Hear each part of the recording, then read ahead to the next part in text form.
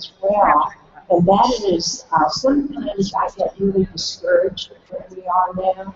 And we may go into that, and I won't have time, but the state of the criminal justice system is anything in the world, and we make it into that. But I want to read you something that there's a paper back then called the Augusta Courier, which was run by an incredibly racist guy named Roy Harris, and I found this in my papers last week at home, and it says, list your Atlanta mixing organizations, and it's got the phone and the address of SCIC, the YWCA, all these mixing organizations. And the is kneel in at white shades and monks worship. The kneel-in invasion of white people's churches reported has broken out again last Sunday in Atlanta. May it help to open There you go. the danger. I was going to say my omelet is gone now. So it's amazing when you think about this. And I also wanted to read you, for those of you in Atlanta, a letter dated 1960. Dear Connie Curry, Don Vicky, and James Denver, 3 white men, 2 white roommates. You know where Virginia Highlands is? Okay. Dear Miss Curry, you are hereby given notice, as verbally given last evening, to vacate your apartment immediately. Drinking, noise, and association with colored men on a social basis is not allowed at this apartment. Please do not have Negroes here. Have the apartment vacant by Thursday evening, August 11th. That's a 1960 letter from Virginia Highlands, and we were out the next night. I want to say a word about Dr. King. I was lucky because after I left the National Student Association, which is when I had the opportunity to work with SNP, I went to work with the American Friends Service Committee, and one of the last things that Dr. King did before he died was started the Poor People's Campaign, and I represented the American Friends Service Committee on the Poor People's Campaign. But I had known Dr. King, for the 8 years that I had been working in the civil rights movement. And JT has outlined many of the policies that I wanted to share with you. The last time I saw Dr. King, we were having a meeting at the Poor People's Campaign down at Ebenezer, and Dr. King was sitting at the head of the room, and a lot of people were coming up to him. He was leaving for Memphis the next day, and I came up on this side of him, and he had his hand out because he was talking to somebody on this side. But he saw me coming up, so he put out his left hand, and he said to me, "Forgive my left hand, Connie, but it is the one closest to my heart." That's my last name.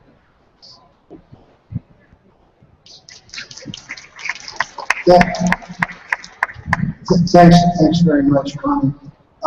Elizabeth, and we hopefully will have enough time to have JT comment on the current thing. I'm also, as Connie, is very concerned with our incarceration rates. It's so expensive to keep people in prison rather than in school, and some of the laws are sort of rigged against poor people even more now than in the past. And what's more important than the freedom movement than not having people? We have the Innocence Project. We've had John Grisham do a book called An Innocent Man about a baseball player in Oklahoma who was wrongly convicted. We have the movie called Conviction about these are white guys that are getting railroaded. So if white people can be railroaded, people of color and poor people, with Hillary Swank movie Conviction about the case up in Massachusetts. So that's a big, big issue. But Elizabeth, you, I know in my book I have a picture of you as a young freedom fighter. You got the scholarship to go to a private school. And I guess you were involved in the demonstrations in Savannah with your father when you were, I don't know how old, and then you transitioned that into a combined career of being a well-known and well-respected actress, and big movie, small role, small movie, big role. plays, and then running this program where you have a food pantry every day of the week. It's may not open every day, but it's available, I think, 3 or 4 days a week. Your dad expanded Jose's Feed the Hungry. If you're not from Atlanta, Jose's Feed the Hungry started with 9 volunteers and 100 men. Now it's 4,000 volunteers and it serves 20,000 meals at Thanksgiving, Christmas, King Holiday, Easter. They have a mission to Haiti, which you can do it. So this woman and her husband and all the volunteers, Yolanda Bravery supported. There's so many things, but how did you start out as a young lady, and then how do you juggle all these things, doing your career and everything? Well, I think that if you look at the success of the Tea Party today, you can see the value of the strategies and the tactics of the civil rights movement. What the Tea Party did was they basically used the community organization strategies that Martin Luther King and his staff used throughout the country, and they created a movement, and they called it the Tea Party. And they used those same feet in the street marches, the signs, the community meetings, and all of that to build the Tea Party.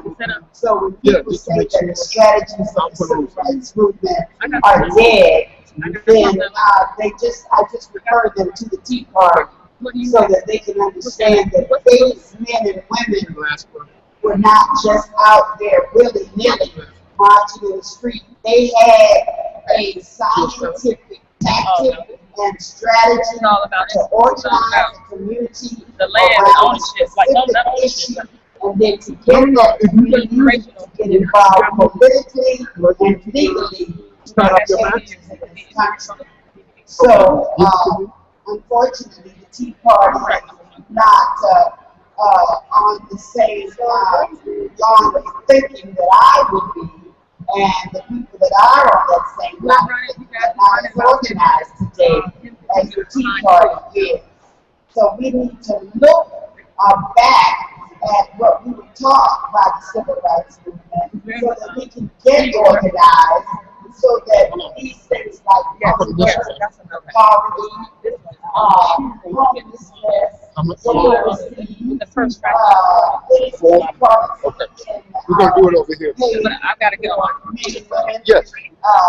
The minimum wage and all these other issues can be attacked in a way that is formal and in a way that is successful.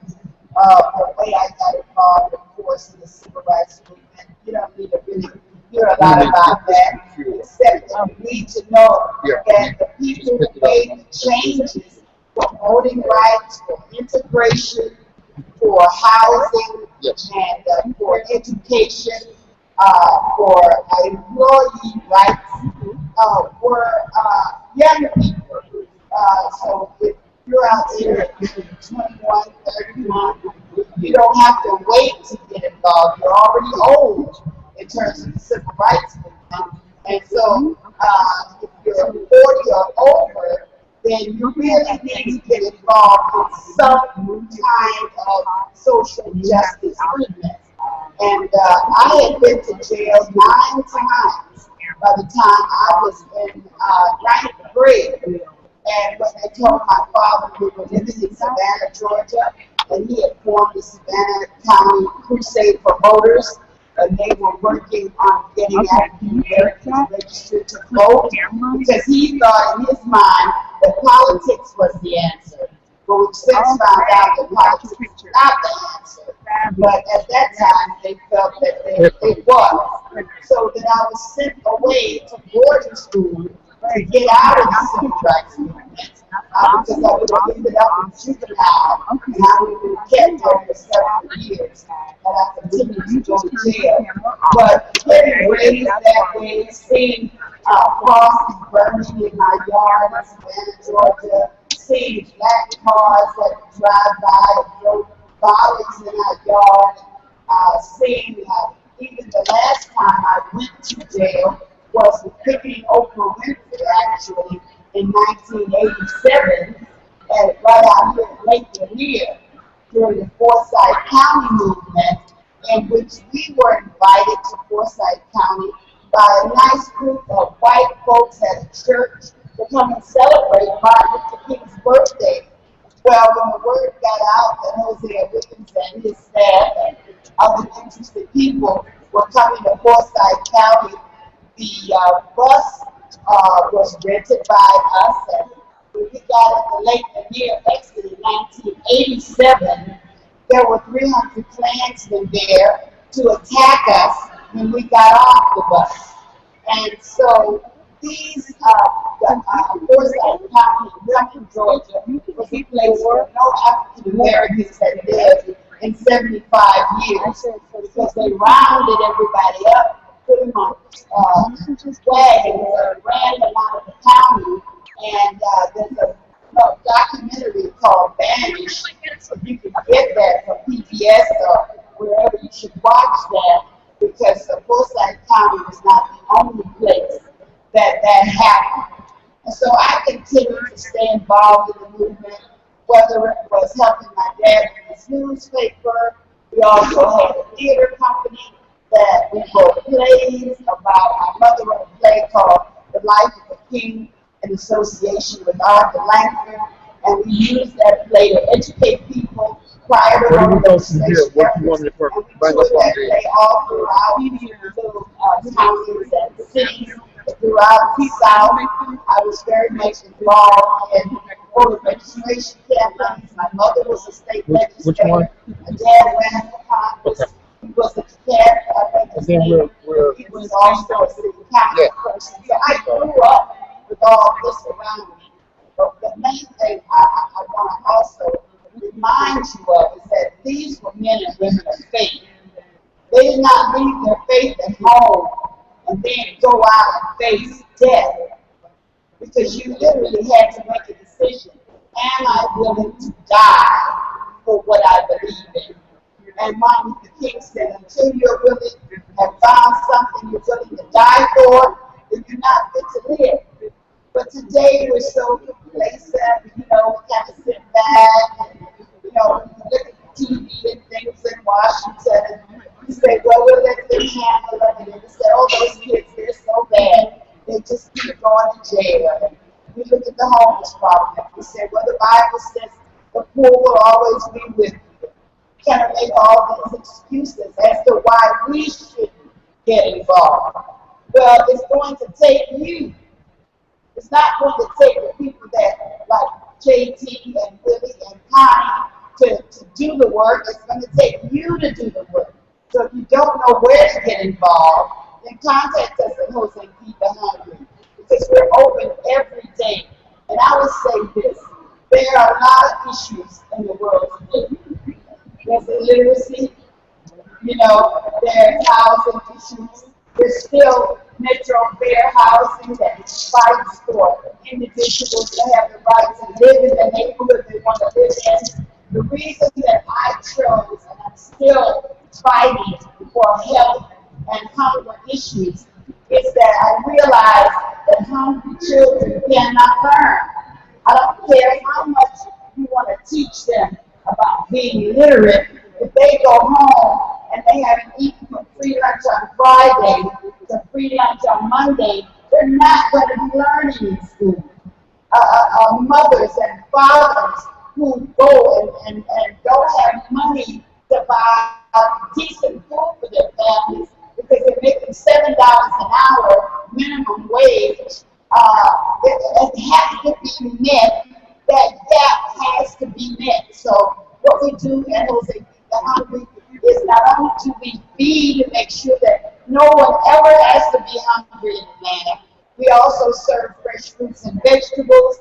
We talk a lot about healthy living initiatives there.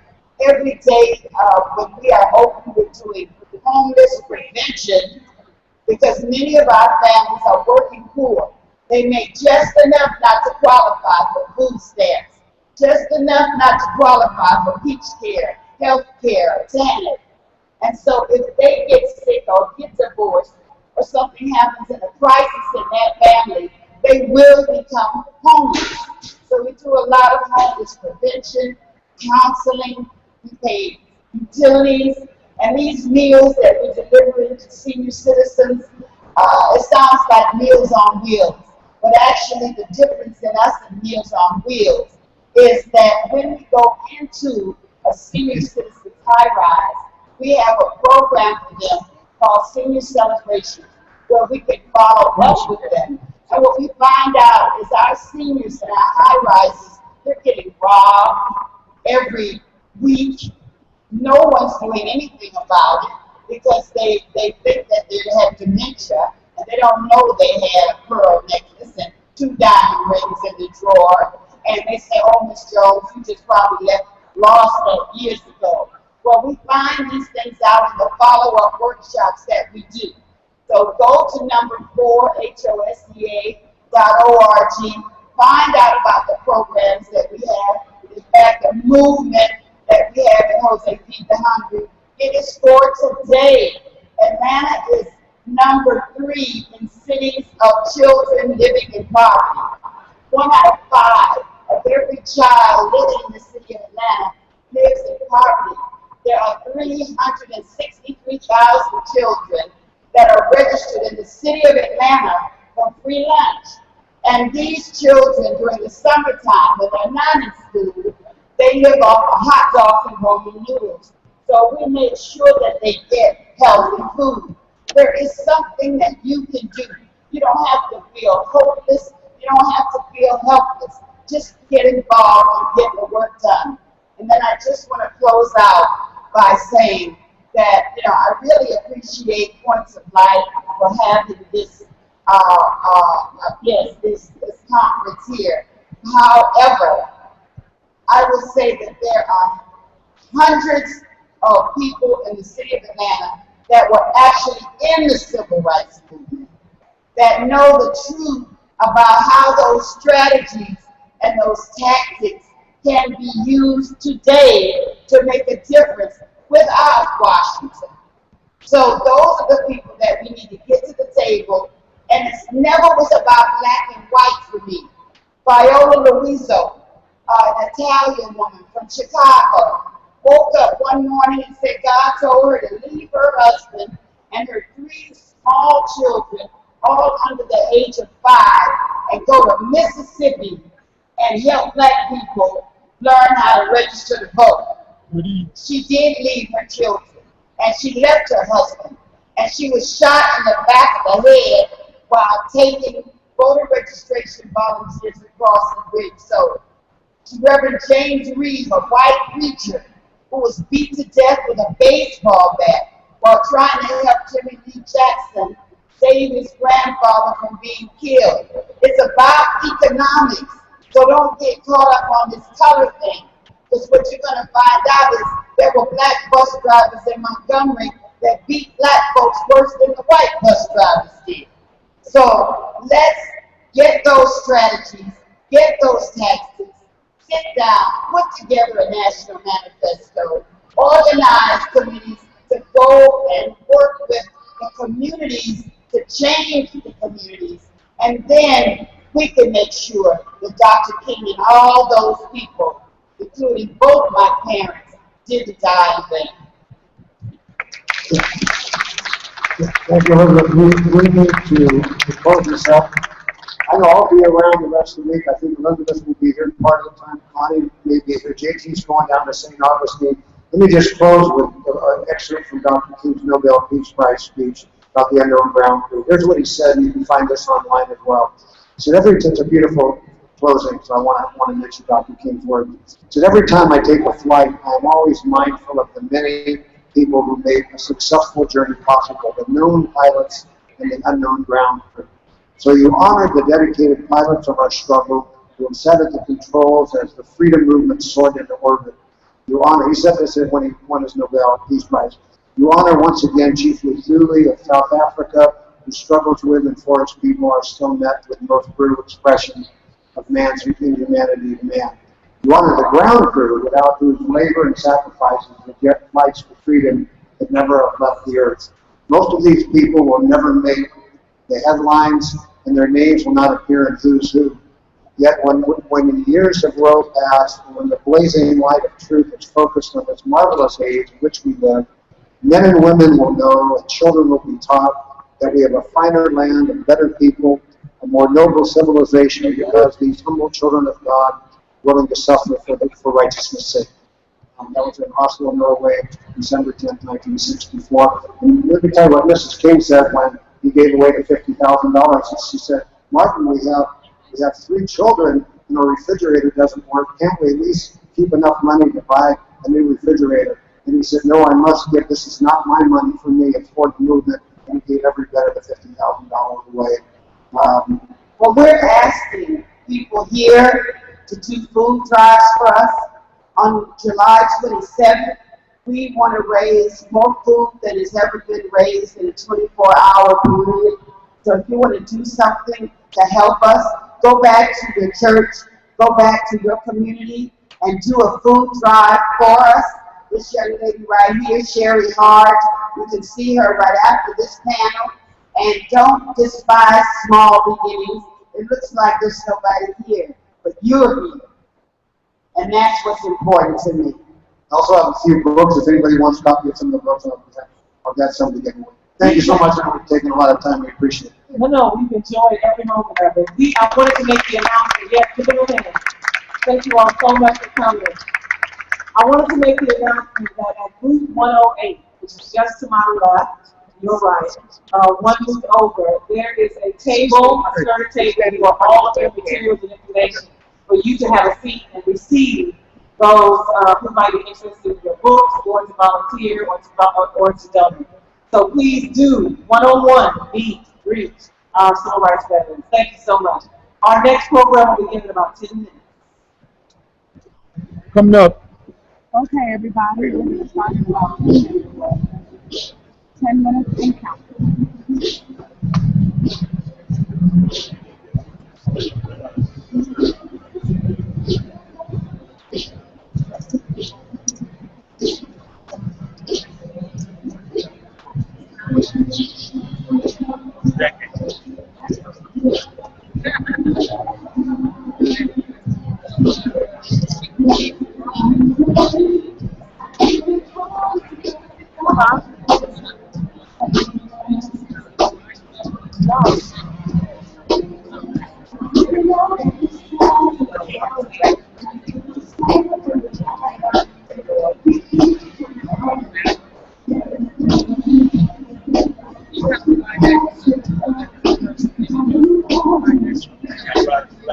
Yes, sir.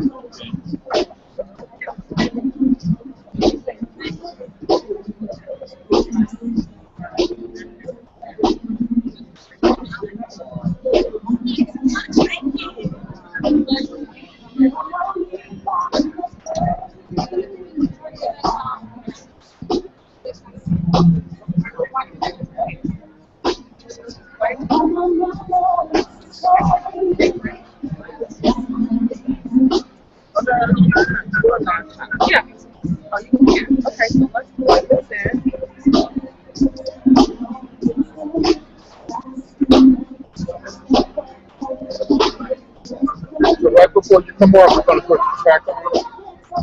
I'm going to put it on. Yes. Okay. It's one of those kind of songs that build up, and so I got it. 4:30. Got you. You're up. That's you right there. You got to go out. You're up.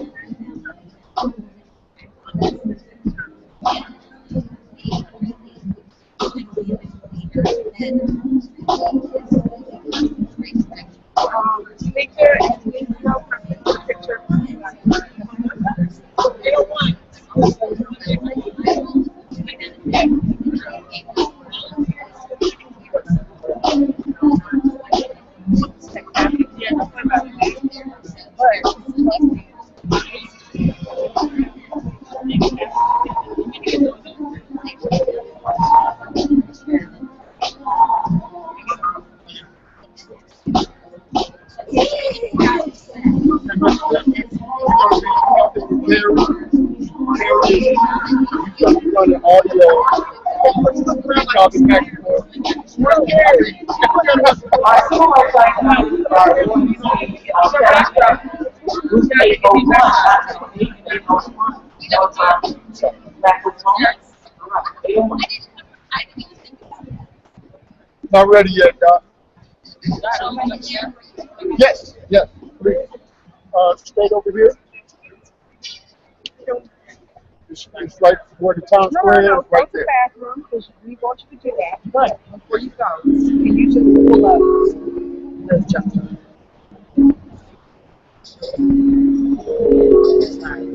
Yeah, I think it's a little bit complicated. No,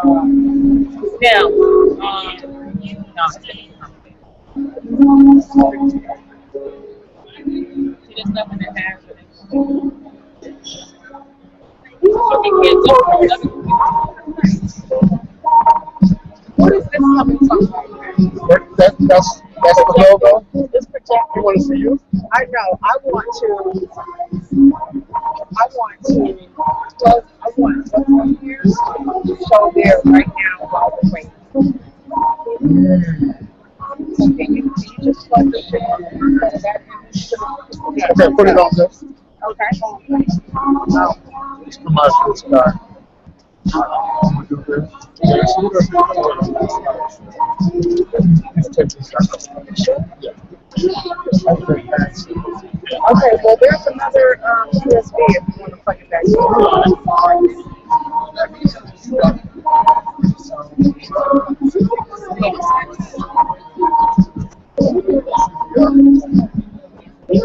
Okay, cool. Thank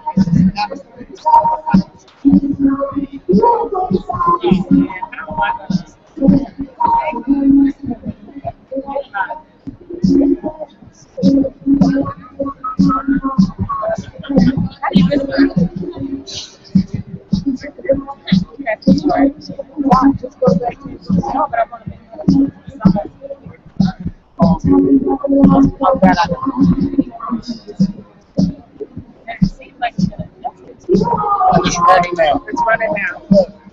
Okay. Thank you. Okay. Yeah,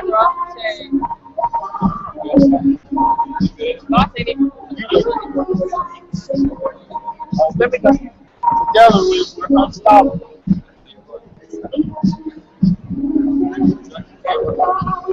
Good evening. Yes, sir. We're busy. We're making easy money, right? I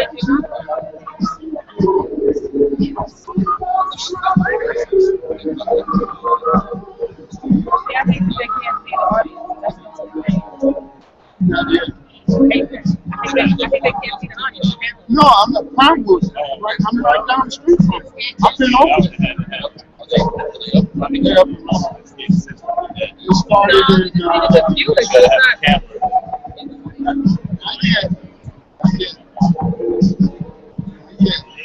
want to pull things. This is kind of different. I'm with you though, because I've been over there. Started from the building, they all been running. They did their red carpet.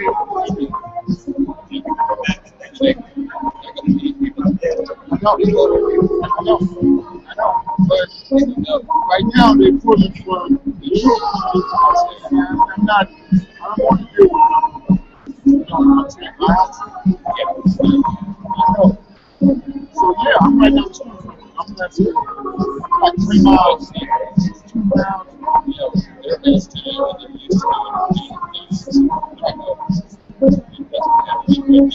Right. But what if I get reproduction there? Talking about this, but that dancing journey, I'm kind of like in between. I'm really on the mission right now. We can talk about that.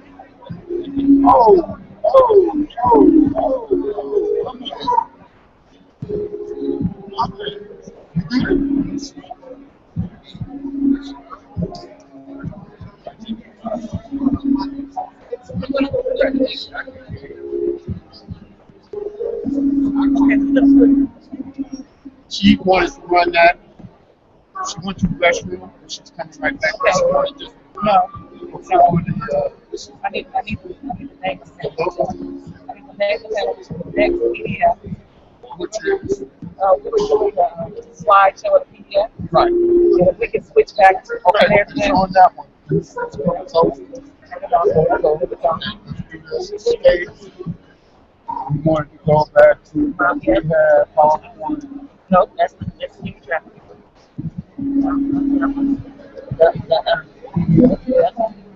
That's the next one. Sit down. There we go, all right? Okay. Yes, just minute, let's move it up. Excited, excited. We go? Oh, that was Ready to go? yes. Then, Yeah. thank you so much.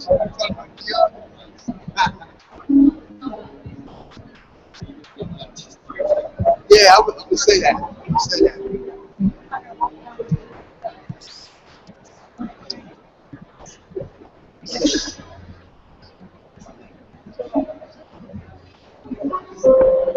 Ready? Yeah, JB. JB, that's JB. Thank you. We'll get right off of JB. JB. I'll be right back.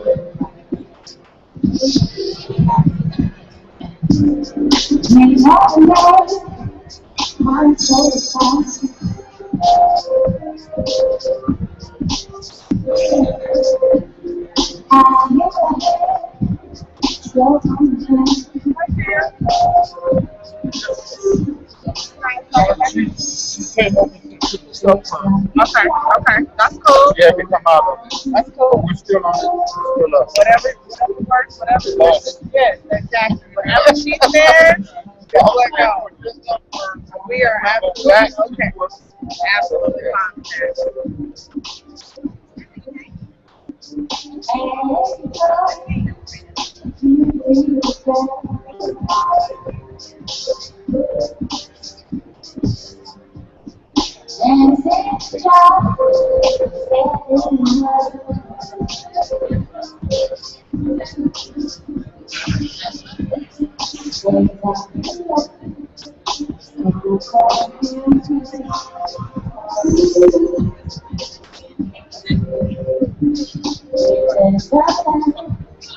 Now that this is running, can we run that institute?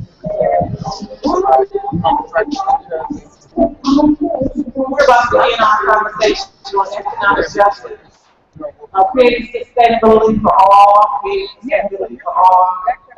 Our panel on economic justice will begin shortly in about 2 I'm gonna have you bring this up. Yeah. Thank you so much. Cool. No.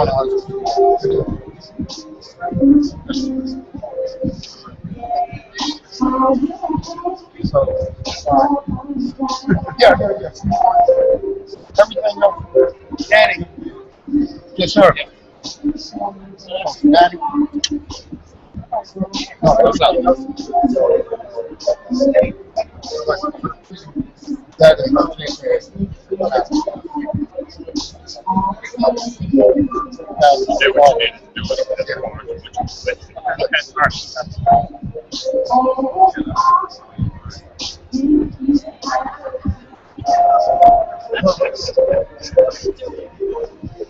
Hey, JB, how you talking to when do I come out of this? Like Tuesday day? I come out and start the track and go to PowerPoint. Well, Get out of here. Get out of here. There you go. Us right now at the house.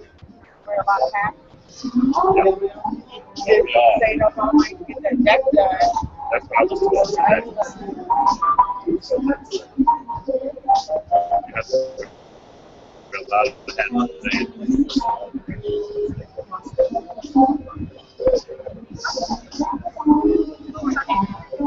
You know, that's why I tell you a funny story. And at the end of the day, we went back to my room and he told me to like 3 months.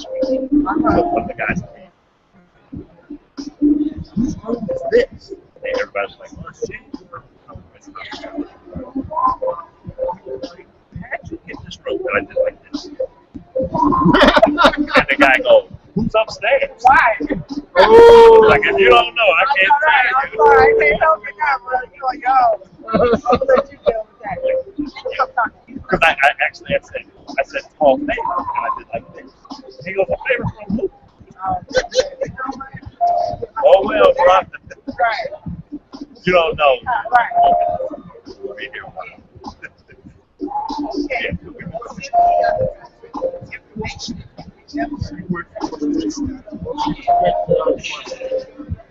we do. You can't do it. Yeah. No. They're going to honor the state of Illinois. She starts to walk over and started getting. When she sits down, when she got to go from shoulder to you, yeah. Yes, sir. Yes, sir. That's what I need to hear.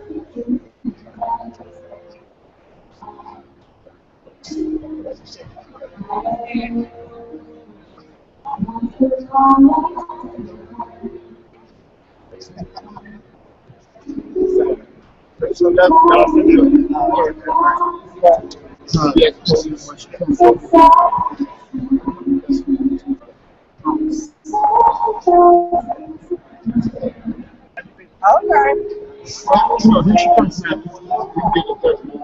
Yeah. no, I don't. They put behind her. Yeah, I wasn't sure. You know this shit. It's all good.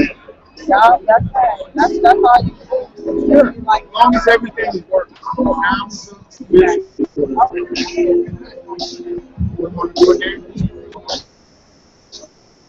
And hold on, get out of here. Okay, now you can.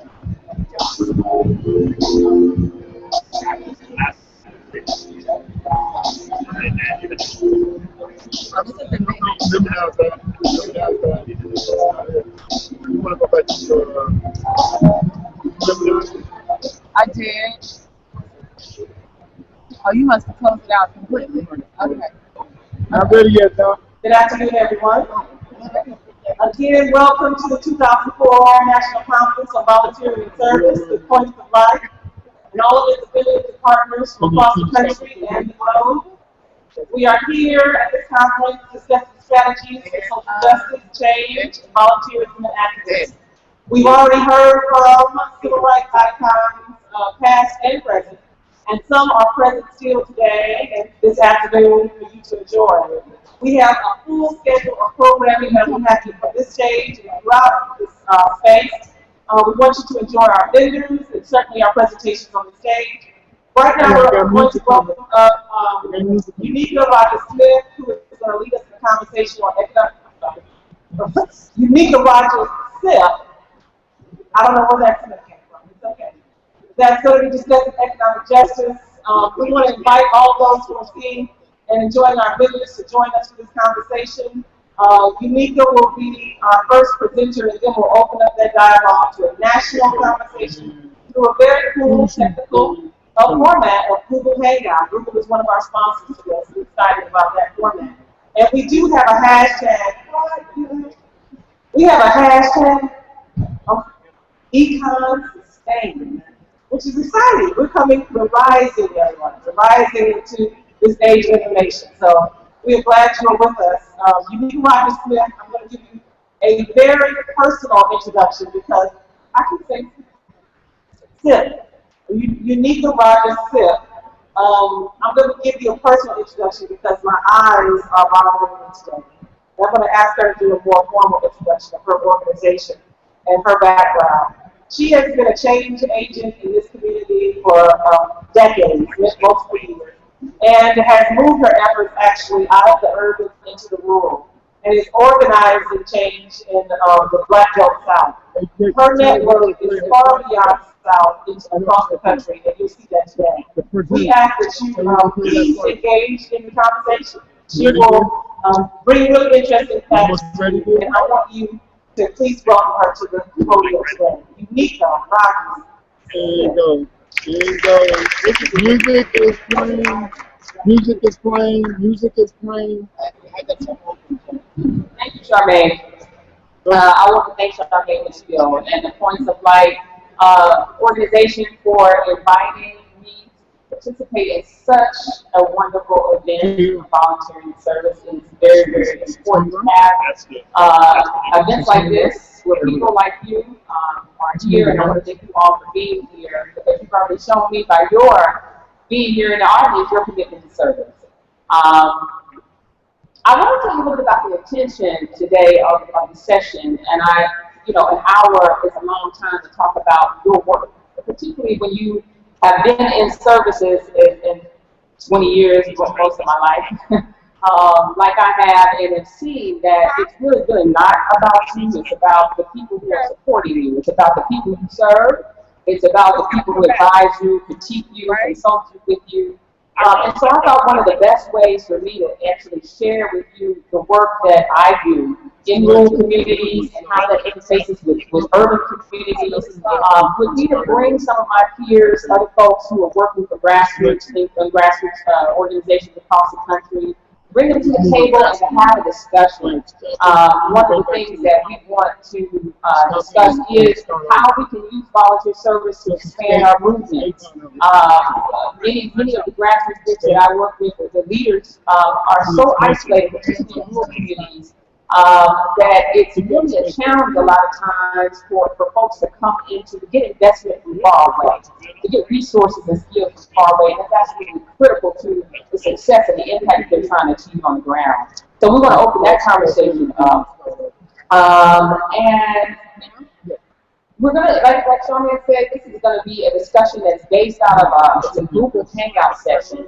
And so I'm going to get right into that. I'm not going to talk a whole lot about my work right now. I'm going to get into that when we have the discussion, so if you can be patient with me there. I also want to introduce you to Tanisio Salima, who is going to be, Tanisio, will you stand up? She's going to be helping me moderate with the audience, because I will have to actually conduct the hangout from over across the way. So that we don't lose anybody, Tanisio is going to be here. He's going to tell you a little bit about himself. Good day, everyone. How you all doing? All right, the millions of you out there looking at me, I want you to do something real quick. Please stand up for me. Please stand up. Let's stop it again. It's about energy. How many of y'all would just love to work yourself out of a job? Now, I don't see enough hands raised here. Let me say it again. You want to work yourself out of your job. Okay. So, first and foremost, let's kind of get these arms moving. Let's get ourselves warmed up a little bit. You know, we're talking about service here. Service is one of those activities where, though you're not technically financially getting paid, you're going to pay yourself. You're going to pay your community. You got to be very energetic and ready to move forward. As we heard from some of the panelists right before us, they talked about how much of a commitment the people made to the point where they literally gave their lives. So I just want to get y'all a little loose. Y'all can have a seat, and now we can get this show started. And I also want to ask permission of people don't like this part here. The elders that are in the room, I believe, here. Do I have you all's permissions to move forward? Thank you. Thank you. So with that being said, we're going to get this technological presentation underway here. How many of y'all, first off, are actually doing service in your community in some way, shape, or form? Civic organization, church, community, you name it, HOA, you know, whatever it may be. Good. Well, what you're getting ready to witness here are some individuals who actually have some very powerful organizations that are doing work in what we like to call the global community, a global and local community combined. And Unique is getting ready to pull them up in a Google Hangout session so that you all will have a virtual interaction with them. While she works on that, just to talk a little bit about some of the community service that I've been doing over the years, I guess why she chose me to come host this panel. Pretty much for the last half decade, it used to be an airship on WRG, local radio station here in Atlanta, to where I was doing radio journalism work. That's actually where she and I had first met. And just to kind of give you a short 60-second story of why that's so important is that my works currently are now in the food justice movement. I'm actually a local farmer as well as I manage a few community gardens. But in meeting her as a radio journalist and several other individuals that inspired me to get into this work, they were guests on my show. And I had eventually had the opportunity to both work and live in West Africa and Nigeria through the journalism field. But in living there, I saw opportunities relative to food justice and also the green movement that eventually inspired me to come back to my local community here in Madison. And now this is what I do as a full-time service. So you could have never told me that I would have been in the food justice movement. So when I say you want to work yourself out of your job, I'm being very serious. It can be done. And now I feel I'm living on purpose and I'm doing something that I really love. So I just want you all to really think about that, because when you're living on purpose, you'll do it whether there's a paycheck there or not. You follow me? So with that being said, I believe we have our guests lined up. Unika, you have to confirm if they can hear me. Okay, so how about maybe we start with a brief introduction of everyone that's on the line here. In fact, I see Malik, he gave a thumbs up, so maybe if everyone else can give a thumbs up to let me know if they can hear me.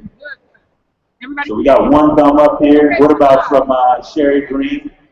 Can she hear us currently? Okay, she's speaking. Daryl Glasgow, can you hear us? Okay, so we're working on some technical things. We see that you all are speaking, so you can't hear us, but we got to make sure that we can hear you. You should be up, Doc. You all be patient with us for 1 second, please. Audio's good. My name is Tanisio. Yes, it's T-E-N-I-S-I-O. Yeah. I can hear you. There we go. Okay. Perfect. Can you hear me? We do hear you, Sherry. Yes. Malik and Daryl, why don't you all speak real quick as well so we can make sure we got a mic check. Okay. Malik, can you hear us? Yes, I can hear you. Okay. Daryl, how about you? Great. We're going to go for it. Mr. Glasgow, can you hear us? I'm here. Perfect. And what about Tom Blue Wolf? Is he there? Tom, can you hear? Tom, can you hear us?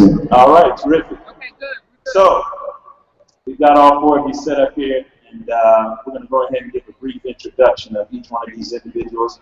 I'm not going to necessarily go through their whole bio. I'll let them do the justice of describing the work that they do. But how about we start with Mr. Daryl Glasgow. He's the co-founder of Social Mission Architects. In short, he's basically a consultant, if you will, but he'll kind of talk about how he uses his work to advise people who are within the social entrepreneurship structure, basically on ways to provide resources and support those type of initiatives. So, Mr. Glasgow, I'm going to allow you to kind of get more detail about those works that you do and talk about how service and volunteerism ties into your works. Can you hear me? Yes, sir. So, basically, and I think it's important that, well, anyway, basically what I do is three things. So one is I work with companies, both nonprofit and for-profit, to develop earned income models or, more generally revenue models.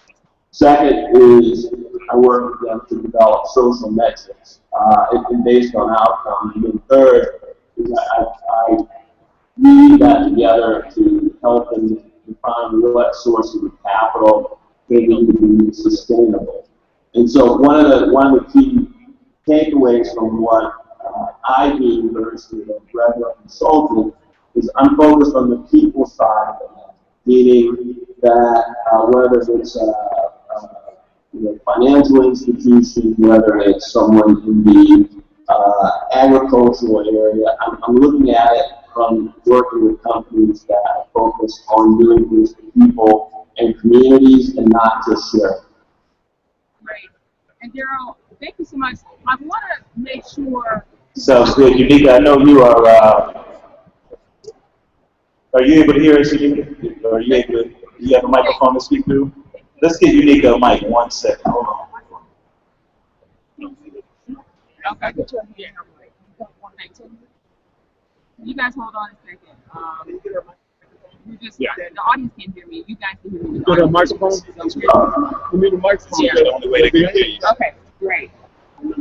That was the one on the on this left chair. Okay, so Can everybody hear me? Okay, good. So now we are live. Okay, so first of all, hello everyone. I want to thank you for joining us. Again, my name is Shanika Rogers Sipp. I'm going through this again because we are broadcasting live and web streaming. I'm the founder of SUREF, Sustainable Rural Regenerative Enterprises for Families. And we are based here in Stone Mountain, Georgia. This is our first Google Hangout as part of the 2014 Points of Light Conference. We are, like I said, broadcasting from the Georgia World Congress Center. And this is the Main Street. It's a discussion on creating sustainability for all, our service, local economies, and justice. And I am joined, you've already had the pleasure to meet one of our panelists, Daryl Glasgow, but a group of wonderful panelists, leaders in the field of social change, who will join me to talk about and explore the role that volunteering and service play to the sustainability of the community. We're also focusing on critical issues from education to building local economies, food security, and really what drew us to do the work that we do, and how can we all better leverage the full range of assets that volunteers bring to the table, such as time and talent and networks. And just to tell you a little bit about myself, I work in rural, isolated communities in the Black Belt South. I have been working now with SUREF, which I founded in 2009, to really help invest in the local economy through local entrepreneurs. Primarily how people who have inherited land, who don't have the infrastructure to support them, get find economic infrastructure to support them. How do they get access to that? How do we create that? And so that's what my work has been. I've also been involved in various efforts setting up social media equity, which is why I'm here today. Equity collaboratives. I've worked in media justice now for about 15 years, and I started off probably about helped start about 20 or so social enterprise organizations. Most recently, a fellow of the 2015 fellow of the Business Alliance for Local Living Economies, which I'm really happy to say, and I shared that with one of my panelists today, who is the former fellow. So now I think we can sort of shift gears a little bit. We wanted to today sort of just take a look at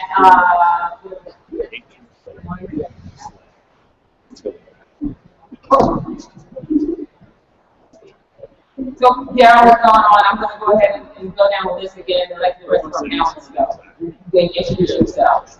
So Malik, do you mind just going ahead and introduce yourself? Sure. It's a pleasure to be here with you via this technology. My name is Malik Yakini. I'm the Executive Director of the Detroit Black Community Food Security Network. And we do a number of things in the city of Detroit to bring access to fresh, healthy food to Detroit's majority African-American population. The biggest thing that we do is we operate a 7-acre farm called Town Farm, and also we were instrumental in creating the Detroit Food Policy Council. So Malik, tell us a little bit more about the landscape of what's going on in Detroit. Because I've heard you speak lots of times, and you're a mentor to so many people, whether you signed on or not. But I heard you talk a lot about what's missing in the food justice movement. Can you elaborate on that a little bit? For sure. Let me first give you, as you asked, the landscape of Detroit. As many people know, Detroit is often in the news because of the terrible financial situation. The unemployment rate in Detroit is consistently more than twice the national average. And of course, we have huge numbers of people unemployed. It leads to all kinds of social problems, which we have in great abundance in the city of Detroit. We also have, which is a very alarming situation, what's called an emergency financial manager in the city of Detroit, appointed by the governor, whose powers supersede the powers of all of the elected officials in the city, including those of the mayor and the city council. And so we always like to put out this warning to people throughout the nation that if this can happen in Detroit, then it can also happen in your locale. And one of the things the emergency financial manager has done is filed for bankruptcy, which has made national headlines. So Detroit is in deep economic distress. Also in 2007, the last national chain grocery store closed its doors in the city of Detroit. So except for the Whole Foods, which recently opened last June, there are no national chains in the city of Detroit. And so that provides a serious challenge when it comes to accessing healthy food. And so there are many people throughout the country who are working in this food movement to provide access to healthy food. But we find that throughout the country that often it's well-meaning whites who are in nonprofits who are leading this work. So our organization was founded in 2006 to make sure that the African American community in Detroit participated in a robust way in the food movement, but also since we're the vast majority of the population in Detroit, that we were providing leadership to that movement. All right, thank you so much for that. We'll get back to some more questions. Audience, please, if you have questions, take those down. Alicia will be going around and take, write your questions down, and we'll go around and take those questions from you a little later. Again, thank you. Thank you. And next we have Sherry. Sherry Green. And Sherry, I'll just let you go ahead and introduce yourself, if you will. Just talk about the work that you, tell us a little bit about yourself and the work that you're doing. Well, my name is Sherry Green, and I am a member of the Western tribe from Lapwai, Iowa. And in Lapwai, we really are a township and are based on our reservation where I come from. We have some unique situations in policy and in government. We have a tribal government as well as we have a city government. And there's different types of federal policies that both have to follow. So as far as land is concerned, so it's really different for a lot of effort has to be put in acknowledging both. So what I do is I am also on the Western Tribe Enterprise Board, and we oversee our economic development for the tribe. We currently have 2 casinos, and we have 2 C-stores, as well as a construction management group. We also am on a community action group, which is called LCAP, which is the Lapwai Community Action Team, and on that particular team, we are working to create a better places for our community so that everybody feels involved in the community, and as far as whether it's economic development, education, government, and building of relationships between the city and the tribe itself. And then also am a crucial fisher at the Southern River, and that has to do with tree rights and fishing that is off the reservation. But we also, I'm also on the fiscal board, which has a big classification academy located on the river. We work with, we also work with other fishes to increase economic value of tree fish.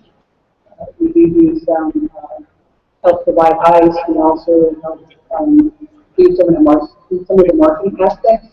And years ago, prior to that, I had worked with Southern River Fish Fishing and helped develop the whole marketing of the fish that get sold over the bank to the more public for fish. And recently, I'm more looking into the renewable energy aspect. So we're doing a lot of the how to better increase our usage and looking at the plan for the tribe for often is going to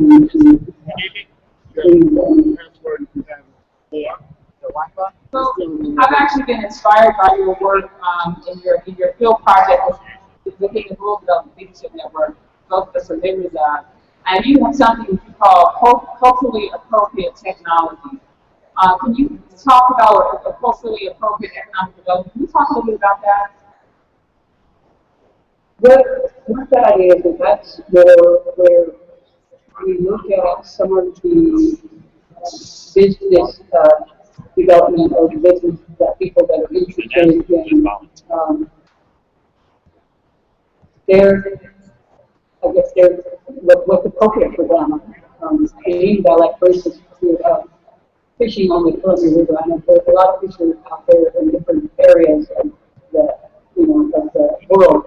And sometimes there are indigenous rights that only pertain to certain tribal members, for instance, trying to swim the river. There's four tribes that have unique rights to harvest fish on the Columbia River. And those are only for those particular four tribes that came, that were handed down to so when we are able to harvest fish commercially, we do also for our own ceremonial and typical purposes as well. There's various seasons in which we're able to do that. But in fishing for commercial, we can sell to buyers that come down from from different areas that are near the Columbia and buy fish from tribal fishing. So that's appropriate for me if I were to only fish. Of course, there's a lot of different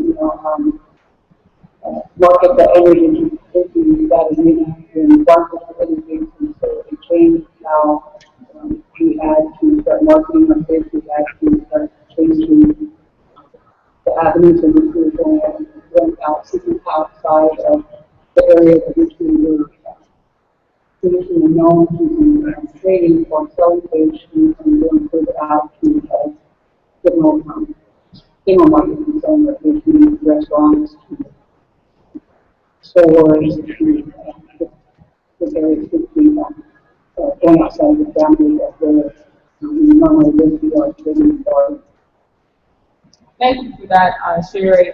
For those of you who are just joining us, this is the Creating Sustainability for All virtual hangout session on Google. We're on stage live at the Point of Life Conference in Atlanta, Georgia, on volunteering service. And we are having this conversation about what does service play, what role service plays in the sustainability of communities, and just how we're doing that is what we want to share with you today.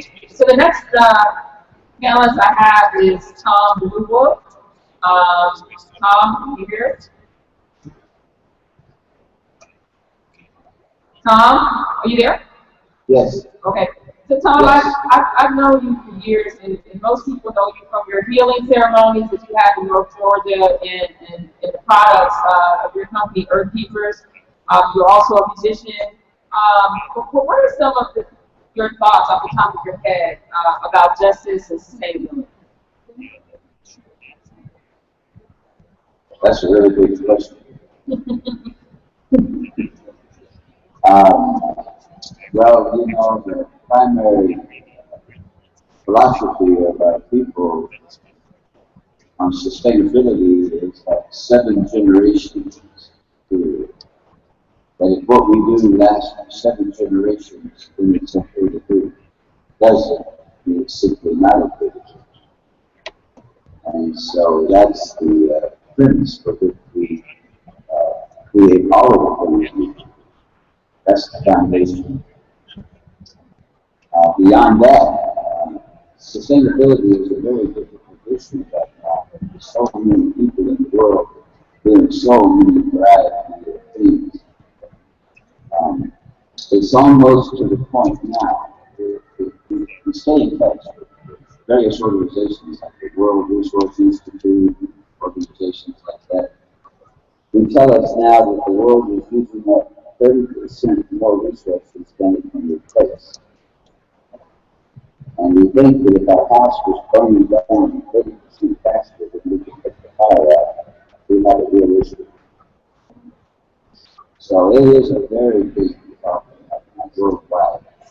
We have centers all over the globe, and I can tell you the conversation is practically the same everywhere we go as to what to do about this. The idea of simplifying and going back to basics to using less of these fossil fuels and such There's no question about that. I've thought about it, and we talked to our elders about it on many occasions, and what we can come up with now basically is ceremonies, rituals, and lifestyles, elevating the human condition to raise the level of our personal poetry. My grandmother said the world is perfect. There's just a lot of people having a bad conversation. If we raise the level of our personal poetry so that everything we say is a reflection of the highest characteristics of what it means to be human, and all of the people, the humans, all of these people commit, become accountable and responsible for their own space, we maybe have a chance. Part of the outside thought right now is approaching devastation to the plant world. It's rising rapidly every year. Methane gas rising every year. My grandfather, who just adopted me, tells me that what he sees is the world looks like the Titanic, and it's sinking, and everyone is running around trying to rearrange the deck furniture as a response to the issues. All the people seem to be trapped below deck and are unable to make the decisions and have the options available to them to make progressive and productive change. It is a very challenging time for everyone. Our philosophy today is to take care of the children, make it a safe place for the children, and then at the same time take care of the water. We're really having a difficult time globally with fresh drinking water. So those are off the top of my head some of the issues that are addressing us today. Thank you, Tom. I want to shift it a little bit, and I'm interested to know how Malik and maybe Daryl will respond to some of those goals. Because I know with a lot of the organizing work, some of those aspirations, and this is what we all aspire to, really is a better life and peace. But what is your thinking? How are you responding to this, Malik, when you hear these types of concepts and the everyday, the day-to-day living and operations of the work that you're doing in your community members are facing? Well, Tom was spot on, first of all, let me say, and I feel a great affinity for Native American philosophy and worldview, and it coincides in many ways with the African view of the world, which understands that everything is interconnected. And so the first step to achieve sustainability is we have to stop seeing everything as separate and realize that everything functions as a whole. And so we need a more holistic view of the world, and the solutions that we propose have to be solutions that are holistic. We can't use the same tools that have been used to create this unsustainable system to create the new world that we envision. So I absolutely agree with everything that I heard him say, and I would even go so far as to say that if there is to be salvation for humanity, which I hope there will be, it is going to come from gleaning from the traditional wisdom of indigenous cultures who really understand this concept of interconnectedness and the concept that we're all in this together. And so I just would hope that people have listened carefully to what Tom said, and I agree totally with everything that he said. So, in Detroit, we're doing a tremendous work, both in terms of creating sustainability, but also in terms of fighting the oppressive conditions that we find ourselves facing. And so, we have a situation in Detroit with water as well, which you mentioned, where thousands of people are having their water cut off each week in the city of Detroit as a result of the bankruptcy. More than half of the population of the city of Detroit are overdue in their water bills. But the reality is that having access to fresh, clean water is your human right, regardless of your economic condition. And so there's a huge struggle in Detroit right now to stop these shutoffs. And there's also huge struggles to make sure that in the face of this economic collapse that we see happening, that the least of us, the most vulnerable of us, are protected. So many of us are working both to restore water rights, but also to assure that people have food security. The access to healthy, fresh food is also a human right, which shouldn't be determined by your access to capital. The reality is that the earth belongs to all of us. And this idea that you can own the earth, that you can own the resources of the earth, is an idea that comes to us from Europe as a result of colonialism and imperialism. It's a worldview which is not indigenous to most people in the world. And so we have to readopt the view that having access to the resources of the earth, particularly water and food, as a result is a right that should be afforded to you simply as a result of you being a human being on this earth. So if we are going to save humanity and save the earth, we have to go back to many of these indigenous ways of seeing life and adopt those principles and build a society to build new appropriate technologies which are in line with the indigenous traditional values which have helped to sustain the earth for millennia. Thank you so much, Malika, for that. And you know, it brought to mind the people. I guess when people think of folks that are doing community work, building local economy, the cross section of the areas and issues that we have to deal with. I wonder, and this is open to all the panelists, but particularly you, Daryl, because I know that you are curious about a lot of things, and we are, but Daryl really curious about a lot of things. How much does research actually play in the work, or what kind of research how does it play in the work that you do? And any panelists can answer.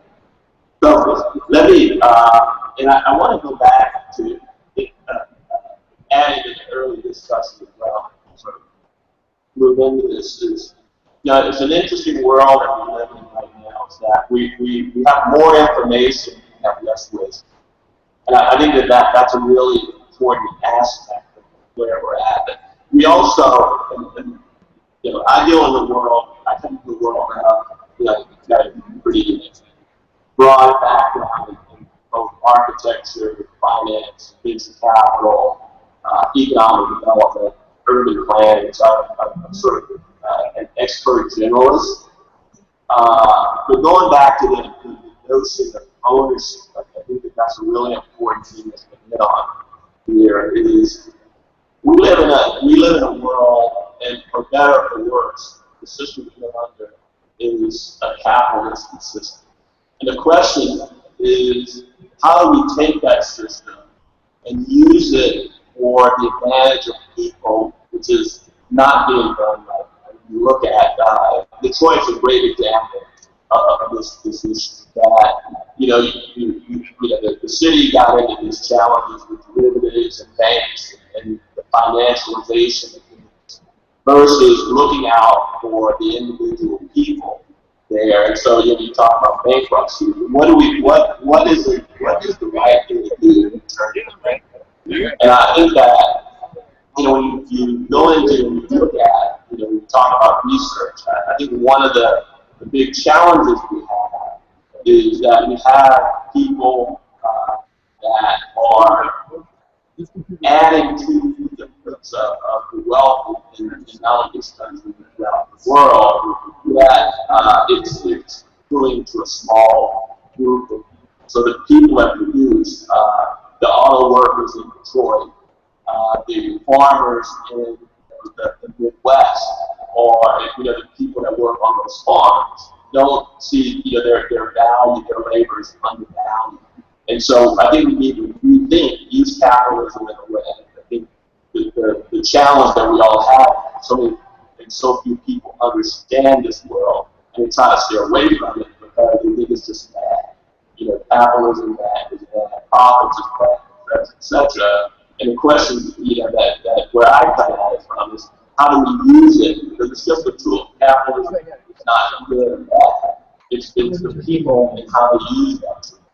And so the question is, how do we take that and make it and use it for the advantage of people and communities versus letting it include a small group of people. And I think that, when we look at these problems, where we look at it as simple, whether it's simple, complicated, and most of these are complex problems.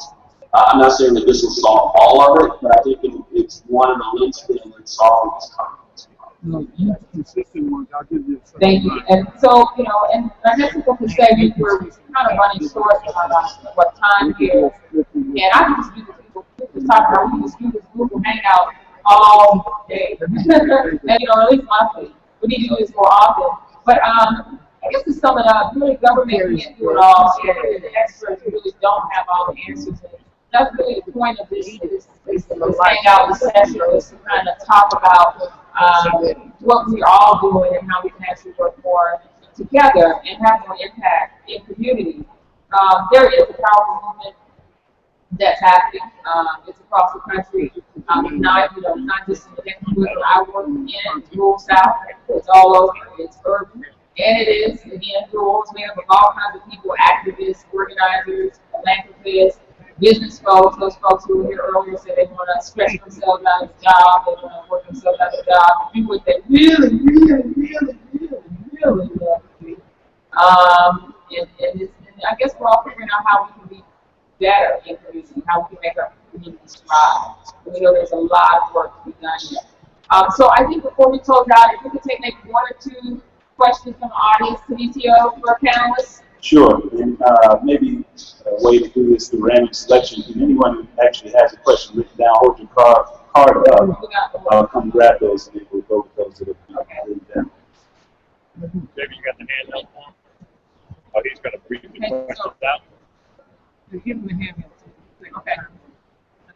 All right, so we got two of them here so far. The first one is, food has become very political, and Feeding America has become a real barrier for neighborhood nonprofits. How can we come together to get to the food? I would say we could probably pose that maybe starting with Brother Malik.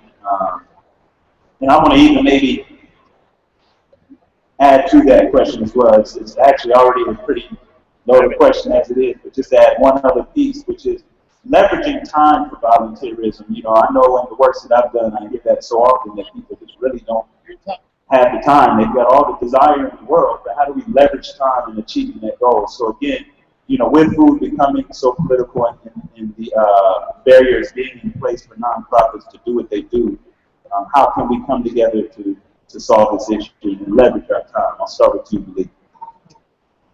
Did you hear that, Malik? I can't read the whole question. I'm sorry. Can you? Okay. Can you hear me a little bit better?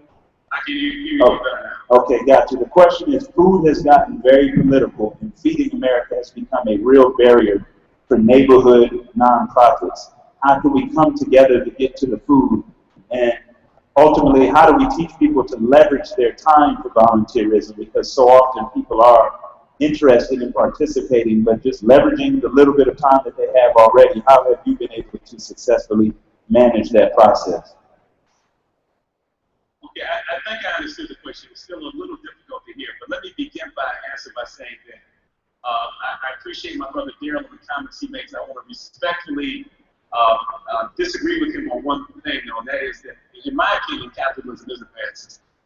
I want to state that. I do agree with him that as long as we're faced with it, this is the system we're faced with, that we do need to try to make it work better for people. But in the long run, it's a system which is not sustainable. And I think one of our long-term goals needs to be to evolve a system where people are valued over profit. But specifically to your question, food is a great unifier because regardless of people's so-called race, class, religion, gender, or sexual orientation, everyone has to eat. So we find that throughout the country, there is this food movement which is gaining momentum. And it's sometimes difficult to get people involved in it in communities which are impoverished communities because people have so many challenges. But we need to find creative ways to implement cooperative strategies where people can see some definite value for the volunteer time that they put in. For example, at our farm, the D-Town Farm, we recently implemented a volunteer incentive program which is called D-Town Dollars. And so for every hour that someone volunteers, we issue them a D-Town dollar, which they can trade in at the end of the month for produce. And so if someone works 10 hours of volunteer time at our farm, they can use these D-Town dollars to purchase $10 worth of produce. So certainly everyone's time is worth more than $1, but it's a symbolic way of saying that we realize that volunteer time has value, and that really the only way that we can create community self-determination projects is if people in the community see the project as having some benefit directly to them and are willing to put in their time for both the individual advancement and the collective advancement of our community. No, Very nice. I'd like to comment on that too, if I will. With Surrey, one of the things that we did, and I think probably the reason why this is so passionate for me is that we have to find creative ways to bring resources from far away into the communities that we serve. And these typical communities is maybe 65 to 100 miles away from an urban center. And it's the same, sometimes you're not going to even have access, of course, to the food debt, you're not going to have access to good quality food within that same amount of distance. So we found that there was a desire for a lot of young people, in fact, all ages, age groups, but particularly young people who wanted to come to experience the community, to learn maybe about the cultural heritage of the place, but also volunteer their time. And just to give an example how that sort of shakes out on the ground and how that impacts the local family. We have a lot of abandoned buildings in the rural South. A lot of homes that have been left because many of us have left to go away to school. And so a typical property might have a homestead might have 3 or 4 houses on it, or a trailer. And it typically it's an absentee landowner type of situation. But families want to keep those homes. They want to keep the lights on. Those bills add up. We have the young folks that want to come and experience the community. They help with the family in terms of restoring the building. And now we start turning those homes into home stays. So folks, when they come on a trip, they can actually stay for a day, 2 or 3 days at a time. This is spread like wildfire throughout the communities in which we work. And that difference in maybe a month, maybe $500 to $600 a month that can come in from a few visitors, makes all the difference in the world. So I think that we have to find things that people like to do. As one of our team members has said, that people volunteer based on what it is that's important to them, things that they like to do. If you like to build homes, and you like to paint, and you like to help do construction, then this is the kind of project that would be good for you. If you have, if you're good with a camera, media, is that something that you've always wanted to be, always into and always passionate about, then you helping get stories out in communities of need is important. Telling the story, writing the story, marketing. If you love to create brochures and design, our communities need marketing. That's one of the biggest things that Sherry was talking about that we're missing is the ability to produce all kinds of things, but the people know about us and know how to reach us. So I would answer that question to say, in closing, Tanisha, that there are tons of ways that we can leverage our time. I think it has to be leveraged with what we love to do first and foremost. And I think we have to go out and we have to seek the Malinka Keys, we have to seek the Sherry Greens and other folks that are working in community so deeply engrossed in what they're doing on the day-to-day, to know that those opportunities do exist and that we are making an incredible impact. So again, I want to thank everybody for joining us on the Google Hangout. Can I get an amen from the audience? Thank you. Thank you so much. Thank you to all our panelists, Daryl Glasgow. Thank you, Daryl, for joining us, Malika Keeney. Thank you very much. Thank you, Sherry Green. Thank you. Thank you, and Tom Bua. Thank you. Love to all my people. All right, thank you guys. Good one. This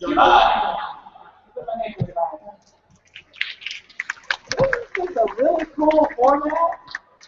I mean, they are live streaming on their website, which is cool. So there's an actual national conversation that's happening. The hashtag is Econ Sustain. We have another Google Hangout later on today on human trafficking, and the hashtag is Fight the Trafficking Commercials would be good. 14. Because and so even like with just to lighting for continue this yourself, dialogue, there's things that we right can in the adjust to make center that of happen. This conference, I know, that's what I'm saying. 3,000 attendees on civic engagement, Good job. volunteering, it's really exciting. I want to just let you know we are a little behind schedule on our stage. But please hang in here with us. We have a short turnover and then a performance by Speechless rather, dealing with poverty and homelessness and veterans. If you all can just enjoy a slideshow of information that we can share with you around human trafficking, and it's a preview of that conversation to come. You will be right with me. Thank you so much. Yeah.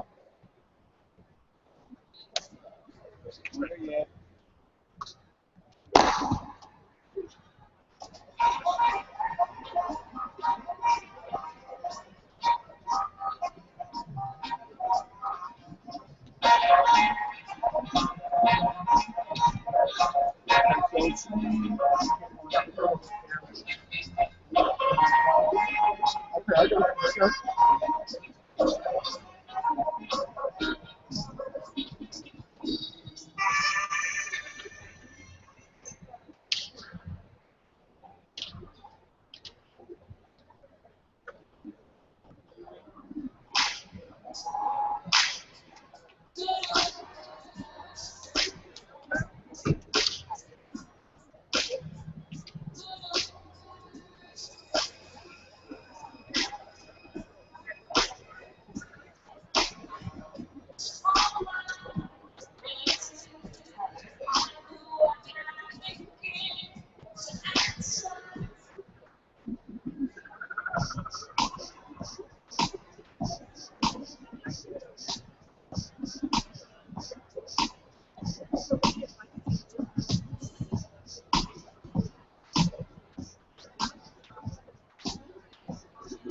These are good music.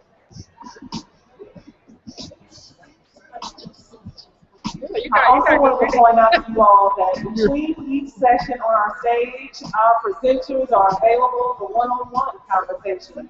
Certainly to receive your information, for you to get information about them, and also find out more about volunteer opportunities with that organization. So the Threat organization will actually be at group 801, which is just the second one over here on my left, your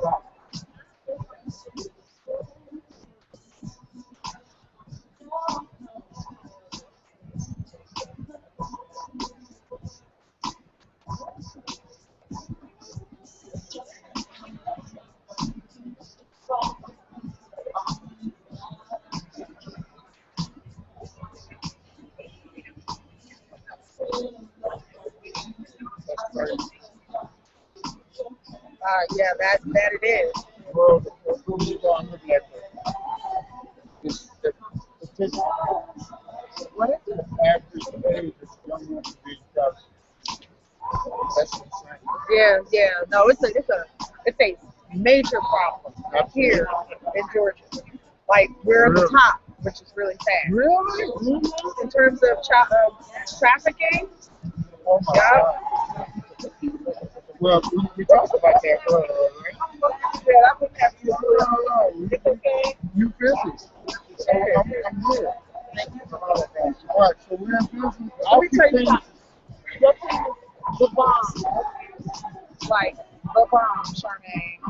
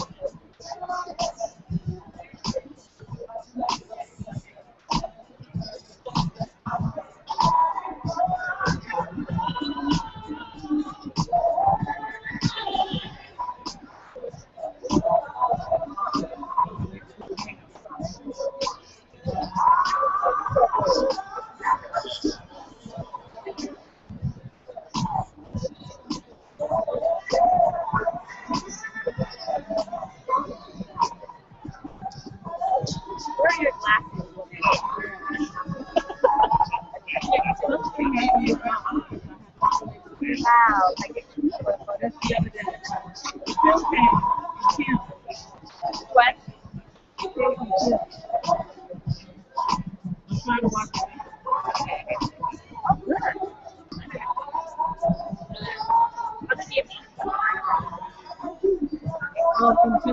Yeah, we kind of simply do it.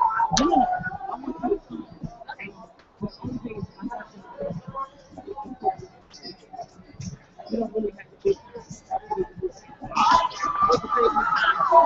Oh, okay. Oh, so we can get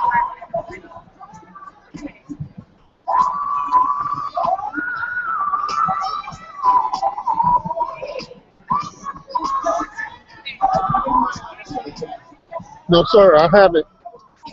I'll bring it to you.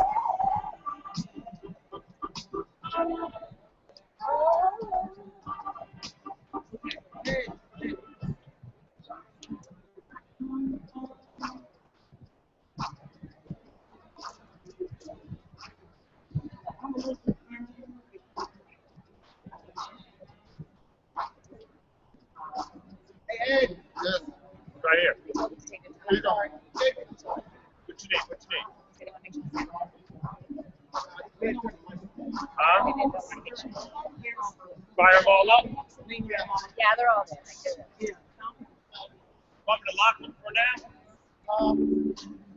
I think they're okay. Yes. One. Yeah. We need to test in between. Can we do that? The next, after them, we can test? Yes, we'll be good. I know. Don't worry about it. Good. I'm with you. 100%.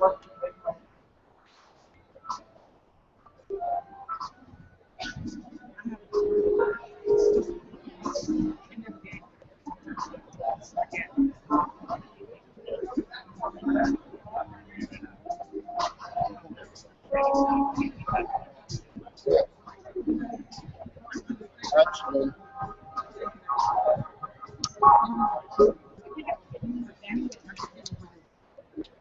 Scott.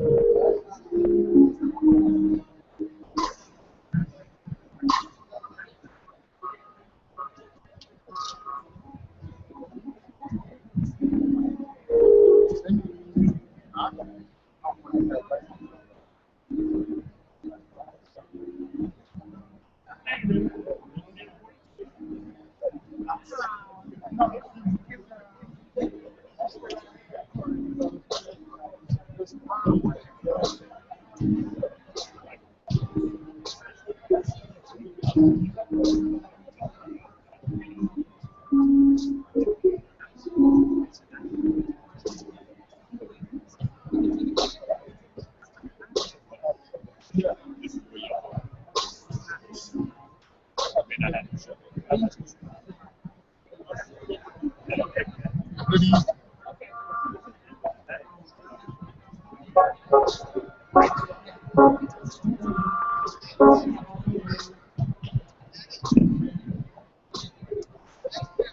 Okay. I want to go.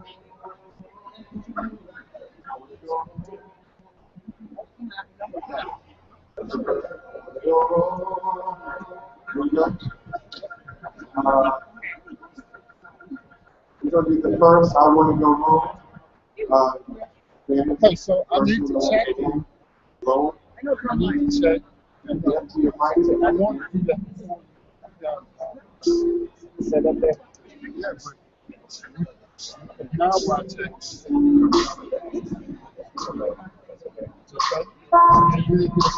Actually, let's start with the who. Something. Okay. One, say who. You go to the mic.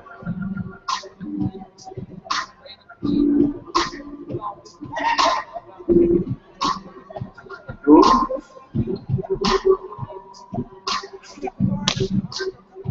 I got you here, not here.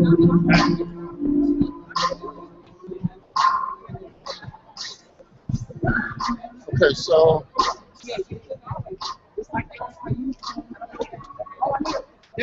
yes.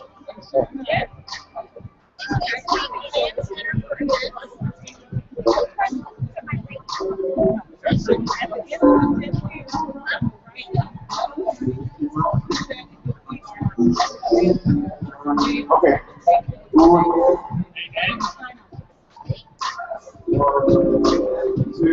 They're trying to plug in somewhere.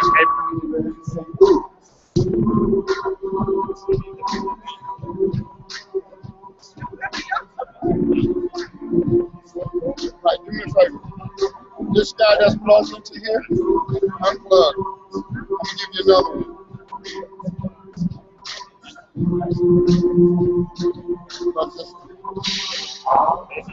Just drop that.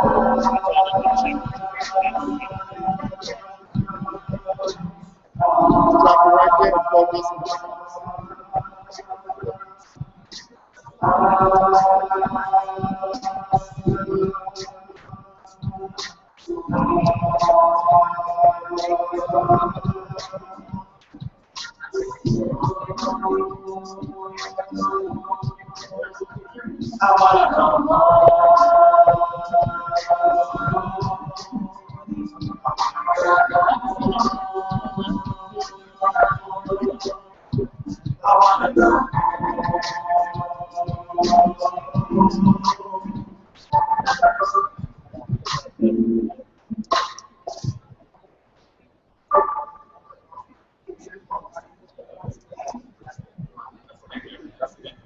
Okay, what we're gonna do now is get this out there.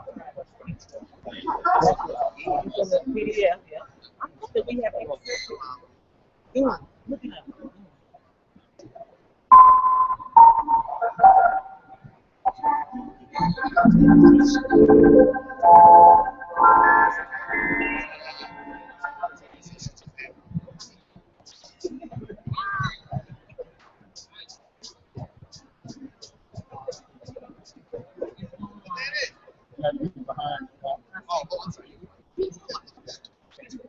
There we go.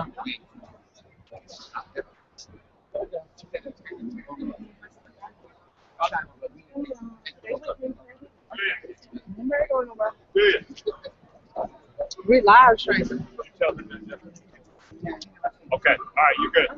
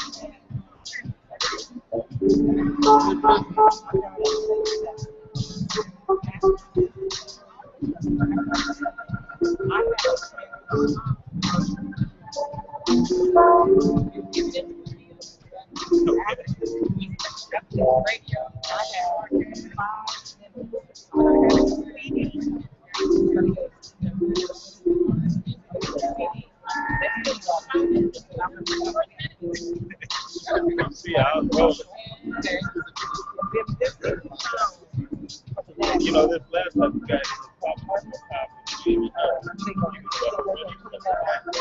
really I got to show you how to break that. I mean, where my cybernetic lacking is just in social media. I have Twitter and Facebook and all that stuff. The ways that it can be used. But outside of that, it's hardware. That's how I was doing what I was doing.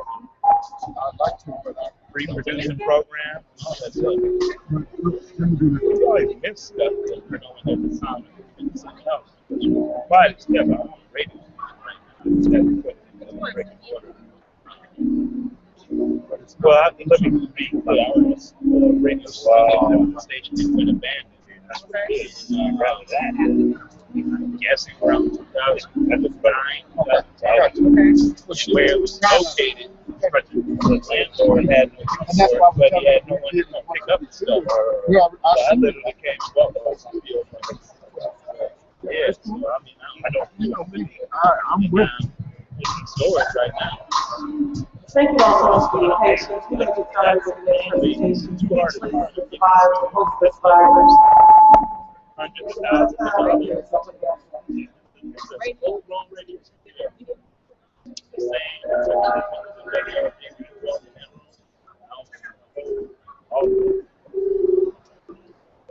So we got to get the frequency.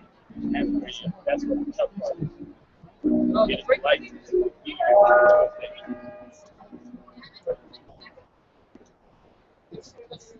That's right.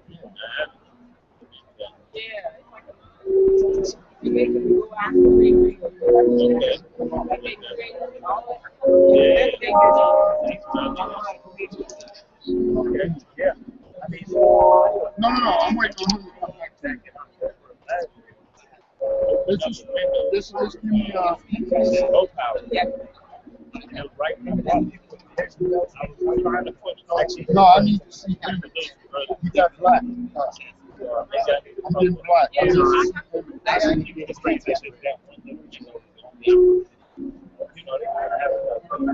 afternoon, everyone. Thank you for joining us for the Witness Our Speeches musical.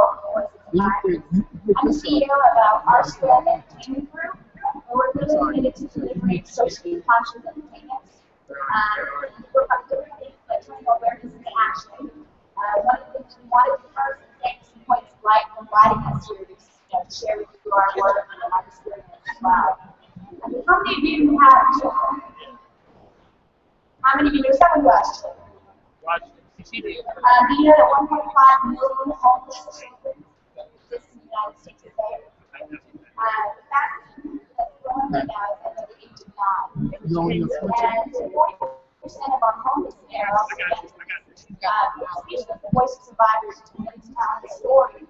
Some of these individuals, mostly about the economic injustice and extreme poverty, but centered around the result of homelessness and the different stories of individuals that happen. This particular showcase is a custom points of light, and we're going to get an inside look from the creator, Randy R. Walls, as he goes through the process, his vision, as well as get to learn more about the principal characters in the play. So, without further ado, I'd like to introduce Randy Walls, the creator and the director.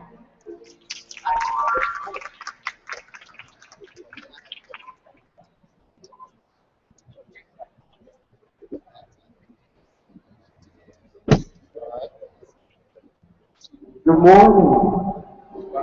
How are you doing today? Everybody cool? We are really excited to be here. We want to thank Points of Light for inviting us here.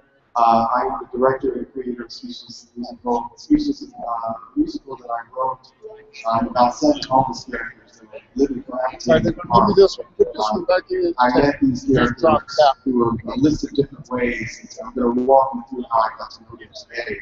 But one of them is by interviewing. I met a lot of homeless people out on the streets, getting to know them.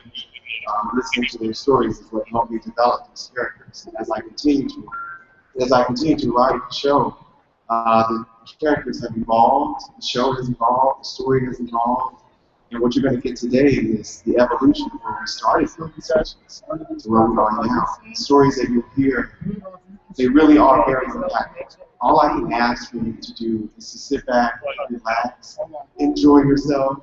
I don't like to do anything crazy, and I don't like to make people feel crazy, so that's not going to go down today. I want you to just relax. What you're going to hear is people's stories of pain, struggle, and life. That's what we all deal with. Difference is they don't have a place to call home. And we're hoping to get them a home after today. What you will see is myself interacting with characters, and I'll be leading them in a couple of songs. Well, a song today. One of our original songs, How Did We Get Here? How Did We Get Here is how I call them. That's my love language to them. Music is really how this show has come together. Music is how we come together. So, without further ado, we'd like to get started with the preview. Are you ready for the 16 choice? Yeah? Okay, cool. Okay, I'm going to sing a little bit, and then you'll see some stuff happen. Just watch me. Ladies and gentlemen, this is Nene Clayton here on the guitar, all the way from London. Yeah! Okay. All right, so if it doesn't come through this time, I know we How there's something on you now. Something on you. How did we get? I'm so all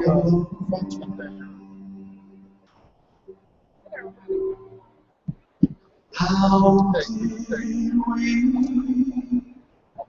get? How did we get? I'm so far from home. How did we get?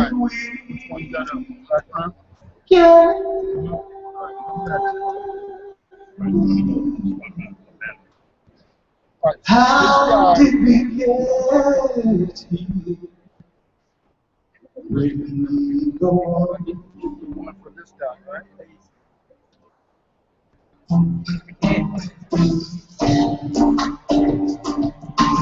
It's the hot spot. Ladies and gentlemen, Cassie. My main line. How did we go? How did we get? I'm so all alone. How did we get? How did we get? I'm so far from home. How did we get? How did we get? Where did we go wrong? Sing with me. How did we get? Come on. How did we get? I'm so all alone. How did we get here? How did we get here? I'm so far from home. How did we get here? How did we get here? Last one. Where did we go wrong? Ladies and gentlemen, Cassie speechless. Okay, I'm going to sit down now.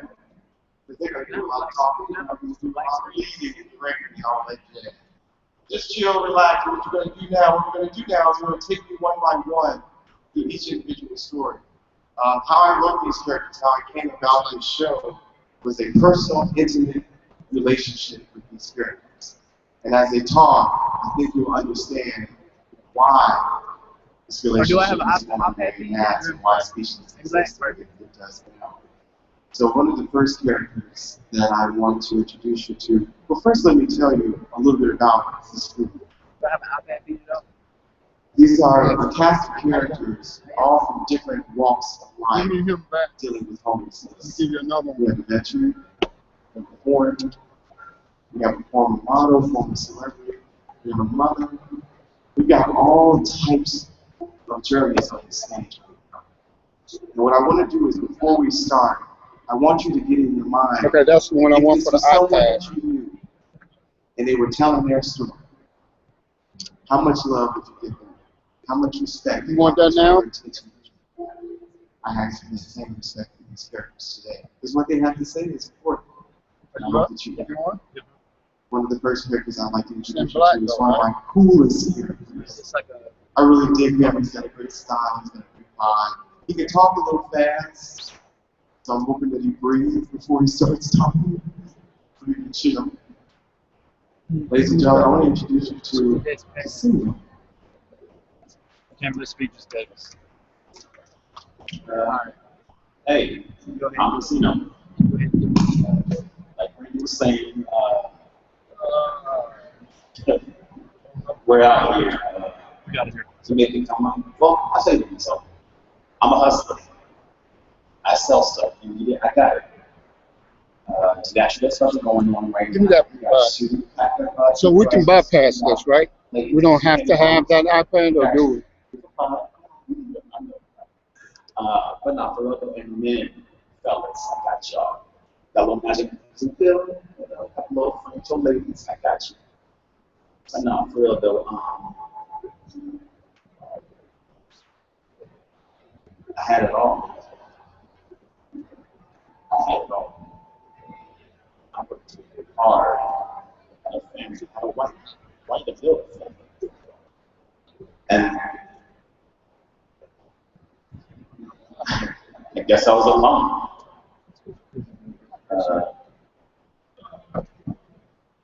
One of the things that Casino doesn't like to talk about is the reason why he's homeless. And one of the reasons why he's homeless. Well, one, why don't you tell them why your name is specific? That might be. I sell stuff. Doesn't really what I do. I got it. I'm a hustler, but it's because I'm a business beast. Like in 10 years' time, I built 3 businesses. Actually, I did a casino. I owned a casino for some years. I hated my job, man. But I was good at it. So, 10 years, built 3 businesses, and now I'm here.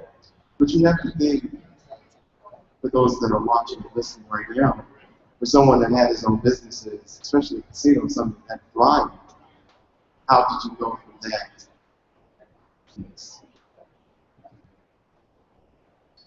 Life, man. This came home one day,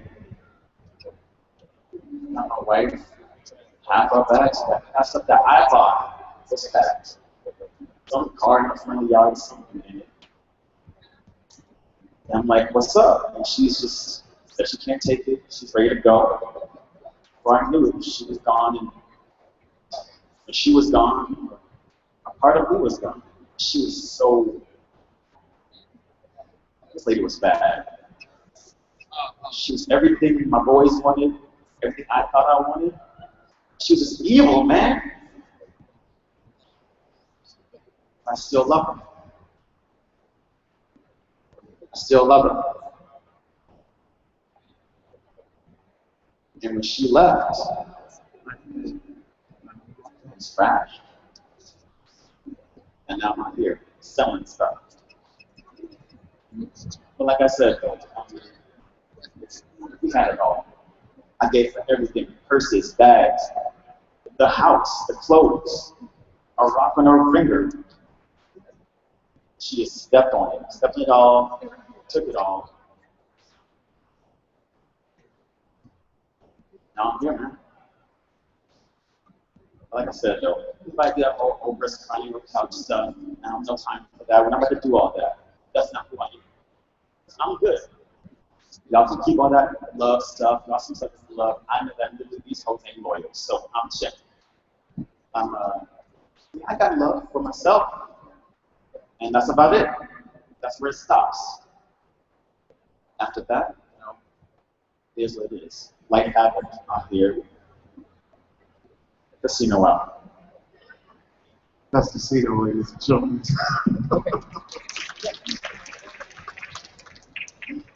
The interesting part about this show, and even with the characters, they stay true to where they are in their journey. There are homeless people that you may meet outside that have no problem with where they are in their lives. No problem at all with their situations. Because they're still looking at their lives as a third party. See those one. He's really hurt by the fact that his wife left him. Let everything fall apart because he's not there. He's not ready to heal yet, so we're going to let him just chill and move on. Another one that I think is very cool. She's a very strong woman. And I think about how much I sympathize with her. Not that I can fully understand what it means to be a parent yet. I'm not one yet. But I can only imagine what it feels like to be a parent, not have your children with you. So the next person I want to bring up is Tina Stevens. You do the last one, we'll see the video. This happens. You bring these people here to tell their stories, and sometimes they're just not ready. Well, that's the thing about love. It's unconditional. I allow her, if she needs a moment, I give her a moment. So I'm going to someone else.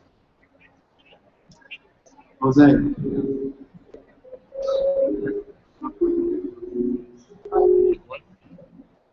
My name is Jose. Let's start this line. My name is Ali. I'm from this country years ago.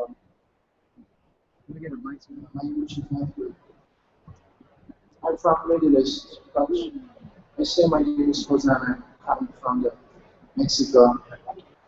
Because when I say I'm from the Middle East, people say, hey, you're not from, you're from Middle East, you're a terrorist, something like that. And I try to say, find another personality from myself. This life is really hard. I came to this country to find, I heard about the land of opportunity, but I can't find it. I tried to find it. The only things I had was health, broke my leg, I don't have a job, in my country, my people, my mother, my father, my wife, my kids, I miss them so much. Sometimes people help, and you know, sometimes people help us. When it's the home, give the food, maybe the church. This is not the solution. I want to find a job. I came in this country because I want to make a bright future for my kids, for my family. But the thing says, find another type of the help back home. I don't know, I'm so confused. I can't come back there. I miss them. I don't have any contact. Actually, I don't want. How can I say for this mission? I'm so bad today because I don't have any good friends. I try to accept the condition I have. But in front of the people I remember, one day I had the right to love, to live. This involved. No, it wasn't different. It was human, father, mother, family. What can I say?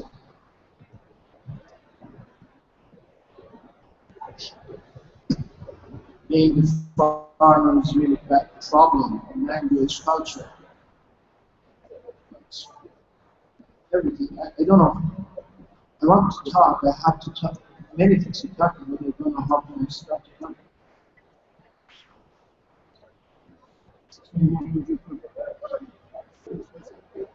Yeah, I have a question. Yes? Please. When you left your country, when you came here, what was your dream? What did you want to do? All things I know from the United States, from this country, you know from the movies, blonde people, love the country, everybody is rich, love, nobody has a problem.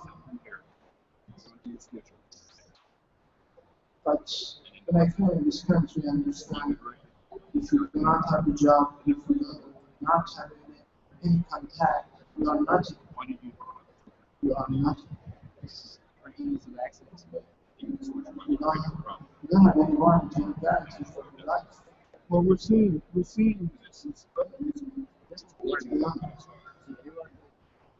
The things I think about the country, paradox. Like the things I find in another version of the side. Really sad. Nobody is happy. Because just like my friends, we are homeless. Which one? But say one more thing. We are not happy. That was Maybe you are. Yeah. Jose.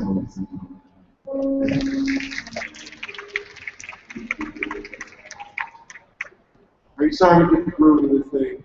See how it is, see how it's going. You digging it? You digging it? Don't want to pay?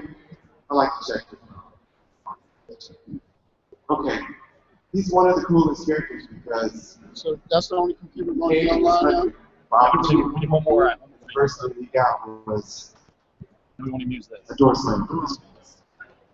And it really inspired me with writing this character because So we're a country up in we're a country that's born. 3, 2.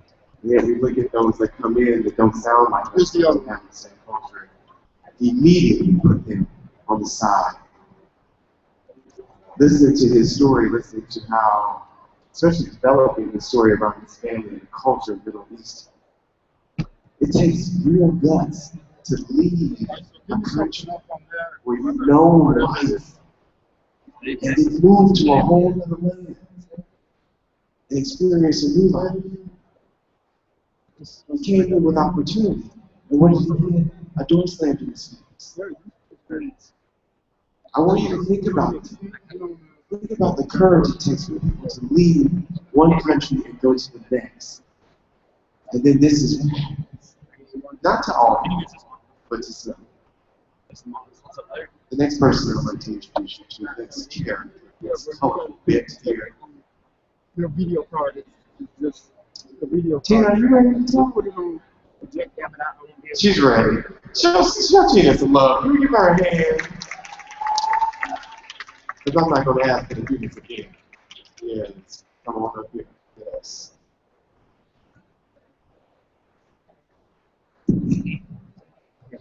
Yeah. Huh? Hey, what's up? How you doing? Come on. So, I mean, how am I supposed to be doing? I'm in front of a group of strangers, telling them about my life story, and for what? For the benefit of you? What do you want from me? Go ahead, ask your questions. What do you want me to tell you? Oh, so now you can't speak, but you want me to get up here and tell everybody my business. I just want you to tell me a little bit about who you are. Okay, that's fine. Okay, I'm gonna calm down. Breathe. Relax. Yeah, breathe and relax. I just came in here from off the street, hungry, and you want me to breathe and relax. And I'm talking to people that I used to rub shoulders with. That's what you want me to do today? Okay. Well, hello, everybody in the park. I mean, strangers, peers, whoever. My name is Tina Stevens. I don't even know what that means anymore.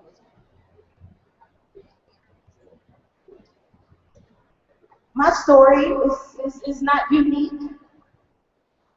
I mean, for crying out loud, I've been out here for 30 days and I can't even figure out how I got here. I had it all. I was a mother, a wife, And all of a sudden, it was all ripped out from under me. And now I'm out here with these strangers. I don't know these people.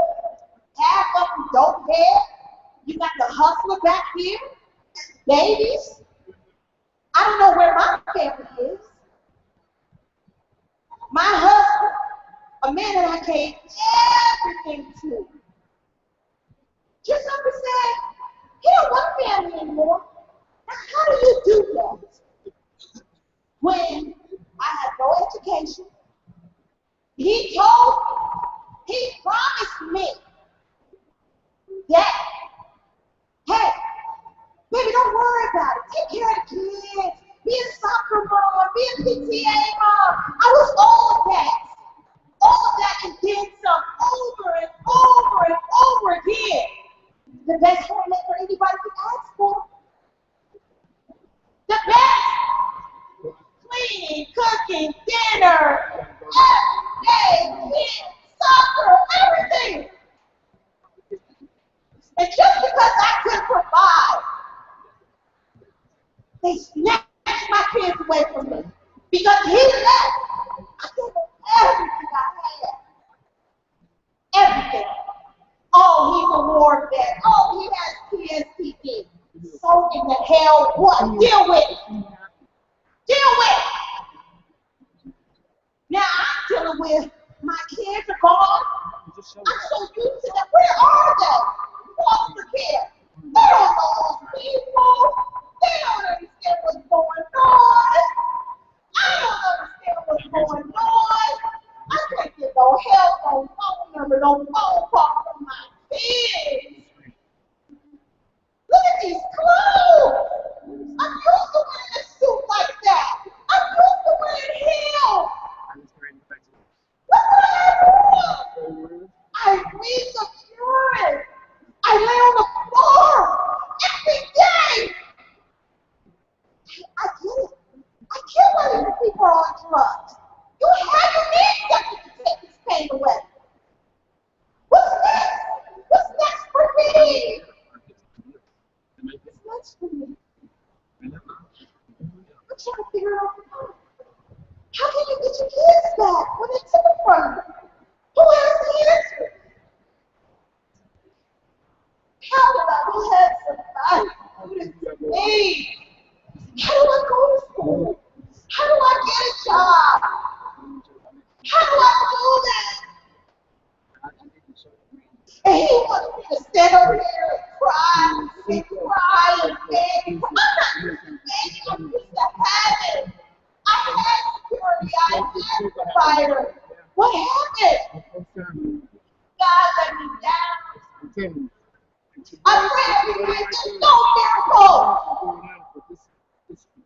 My faith, I have no faith. Do my kids pray every day? I hope not. Because he's not going to answer. I'm bitter. But when I see kids playing in the park, I get so happy. I go into this place where I remember the way his shampoo smelled. I remember the way I rubbed down the lotion on the bed, reading the bedtime stories. Where are they? I don't care about him. I care about him. I'm a failure. What else do you want to know? Huh? What else? Can I tell? Huh? I mean, I had nothing else to give. I had nothing else to give them. So what's next? You want me to cry? What? Put your eyes. I know. Go set their two alarms. That's the whole deal. You have hustle up and everything. That's the whole deal. Sometimes it's really good to just sit and listen. I don't know how many people who have experienced stories similar to that, either that's something that you've experienced directly or indirectly. But the pain she feels every time she talks, I can't help but feel. To have your children snatched away from you because your husband up and left and she had no career, no livelihood, no education. And what you talked about a little bit was that her husband was a war veteran, suffering from PTSD. And one night he just decided to leave him and left her with nothing but the will to continue to be a good mother, and that's what she's really trying to do.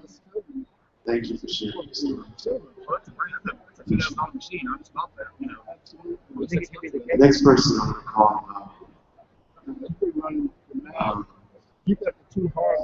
I learned a lot about myself getting to know the Spirit.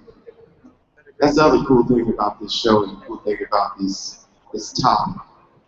It's about life. We may go home to our homes, but at the end of the day, we still have human experience that we're having.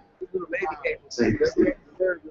And it's funny about being a writer, writing a human experience. You have to use your humans to make it real.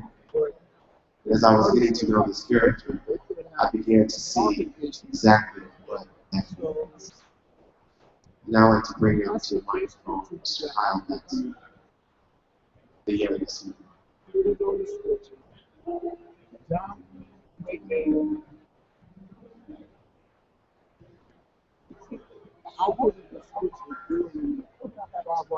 guys, I'm Baxter. I'm 17 years old. I'm homeless.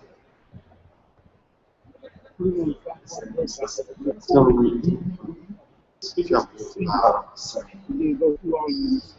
I'm from Knoxville, Tennessee. Born and raised there. Don't have a country accent though. Yeah. I was always labeled as different. Different from my peers, different from my teachers, different from my parents, different from my siblings. I was always different. So, growing up wasn't so easy. I always had someone making fun of me, calling me gay, calling me a faggot. The hardest thing was, I didn't care what anybody else thought, because I'm me, I'm gonna be me. But hearing it from your parents is the worst. When I was little, I had a dad, and he left. I didn't see him for about 6 years. And it was just my mom. My mom was my rock. She was the one who cried with me whenever I came home from school and someone beat me up. She was always there. She was always there to pick me up at school when I was having a bad day. So being out here and seeing Tina and seeing that she lost her kids, It's a way you can do this. So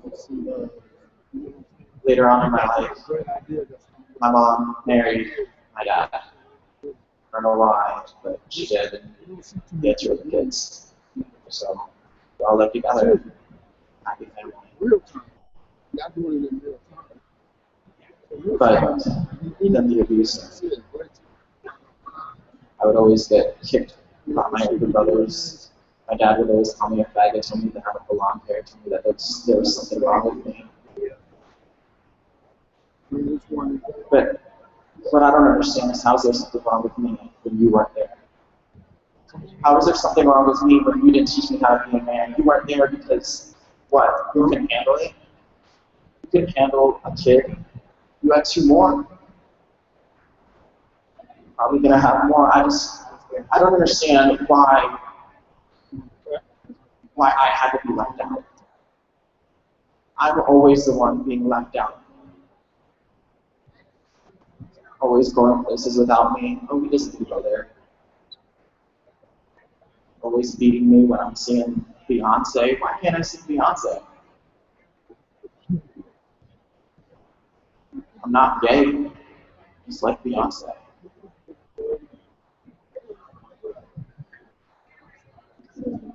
I just don't get how a father can't love his kid. I don't get how a father can't be there to teach him how to play basketball, how to play football, how to do the masculine things a man's supposed to do. But you're going to get mad at me because I'm not masculine? How does that make me feel?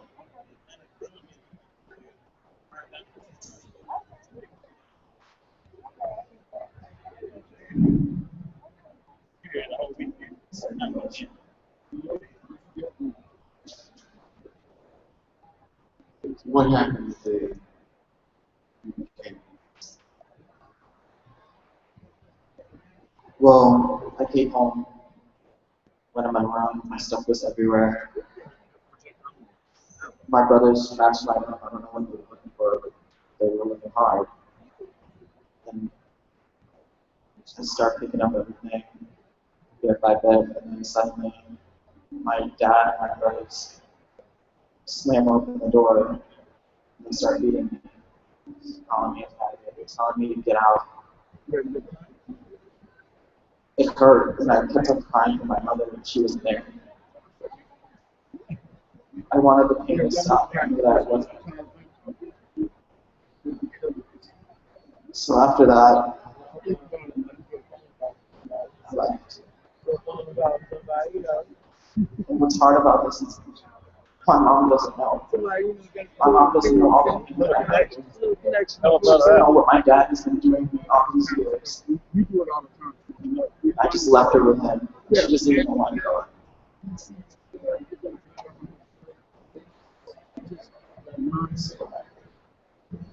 I'm just living day by day, trying to get through it.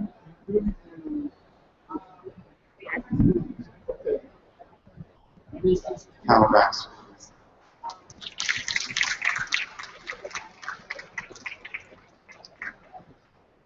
Again, to reiterate, this is a preview of the full musical that will be this fall. The full musical, you get to see the full stories from beginning to end of these characters, and what happened in the whole story. A big piece about what Kyle is one of my most crucial characters. He's a very sweet, loving soul, but there's a reason why he left the house.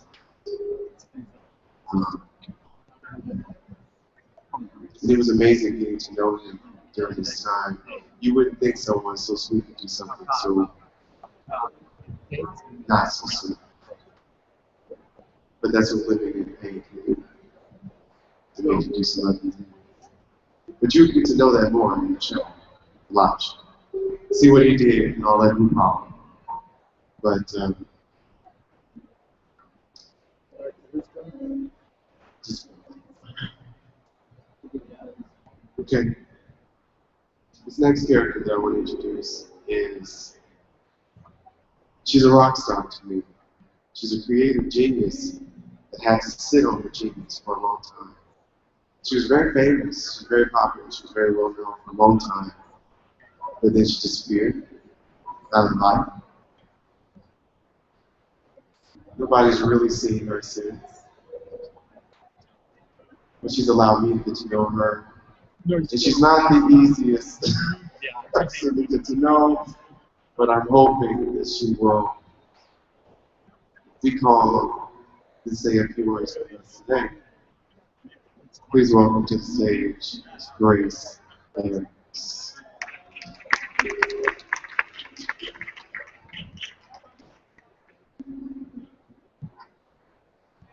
Now here's the thing, she doesn't like to be judged. So please don't look at her any kind of crazy way, otherwise she'll stop right there. You're welcome. Tell them a little bit about yourself. Hi. My name is Grace.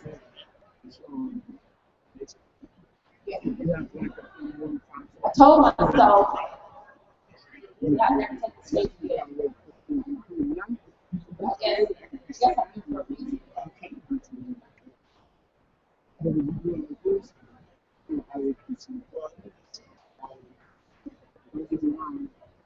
here for a reason. I got beat. now.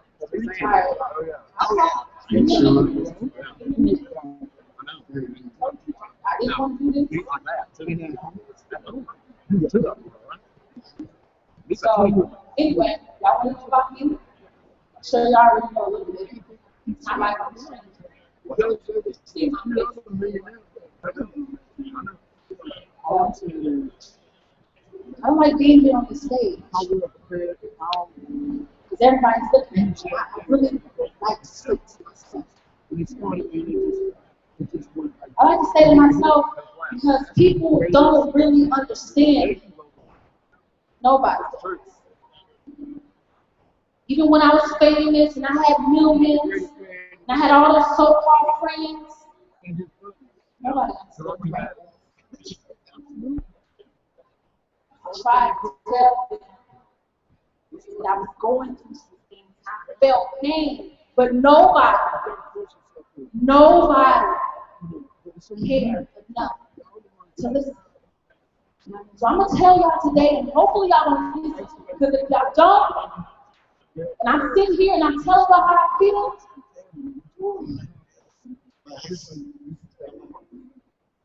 So anyway, I used to be happy.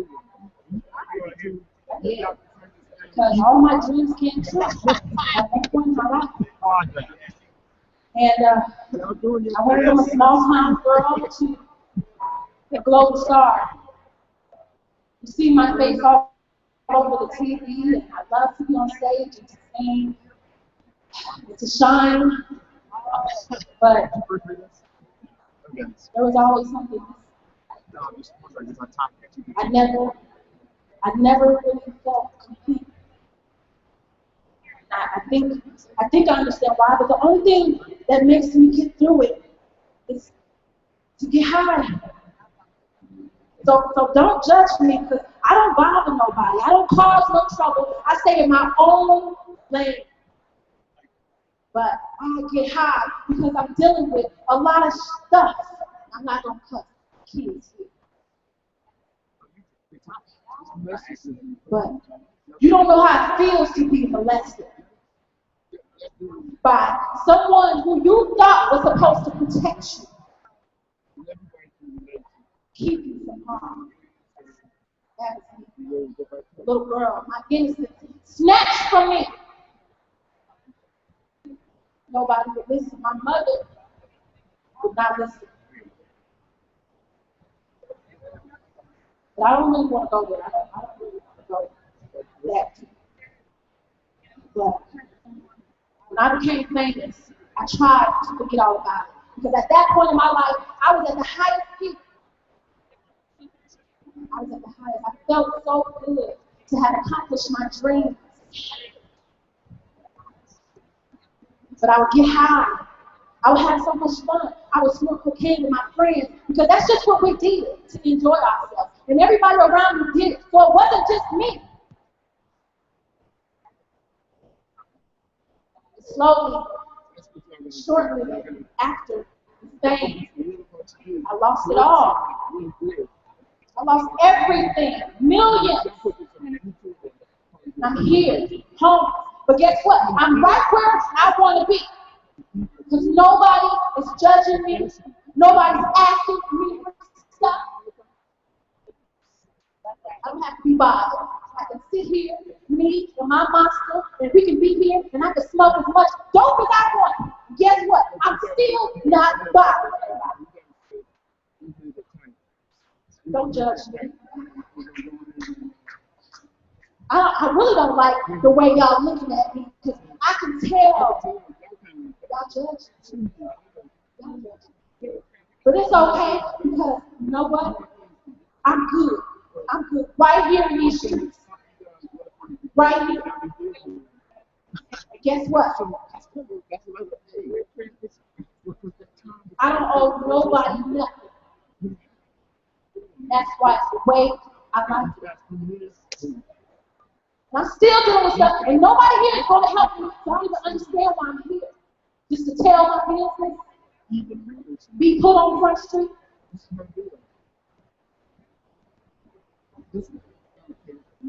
You don't have to.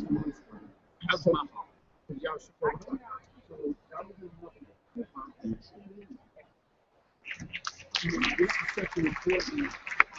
There's a common factor here. They don't like to be judged. You can tell that by now. So imagine those that are on the street that you pass by all the time. They're no different. Sit and listen. Makes a world of difference. And so far they've shared some amazing stories. And now we're getting to the last storyteller. This story is very interesting because this story has developed over time in the way I didn't see it coming. But it turned out to be something that I needed to know, a story that I needed to hear. I met this veteran who served in war, PTSD, all types of partying, all types of. Who said no?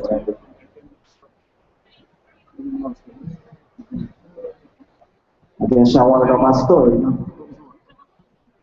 See, I came to the point today.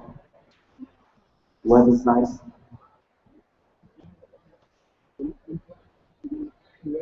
I guess I had it all too. The life, as someone called it. I was out there on the street, slinging, moving weight, counting money, running numbers. I was doing it good. What you talking about? So I met this girl, and she changed my whole life, bruh. My whole life. So I proposed to her.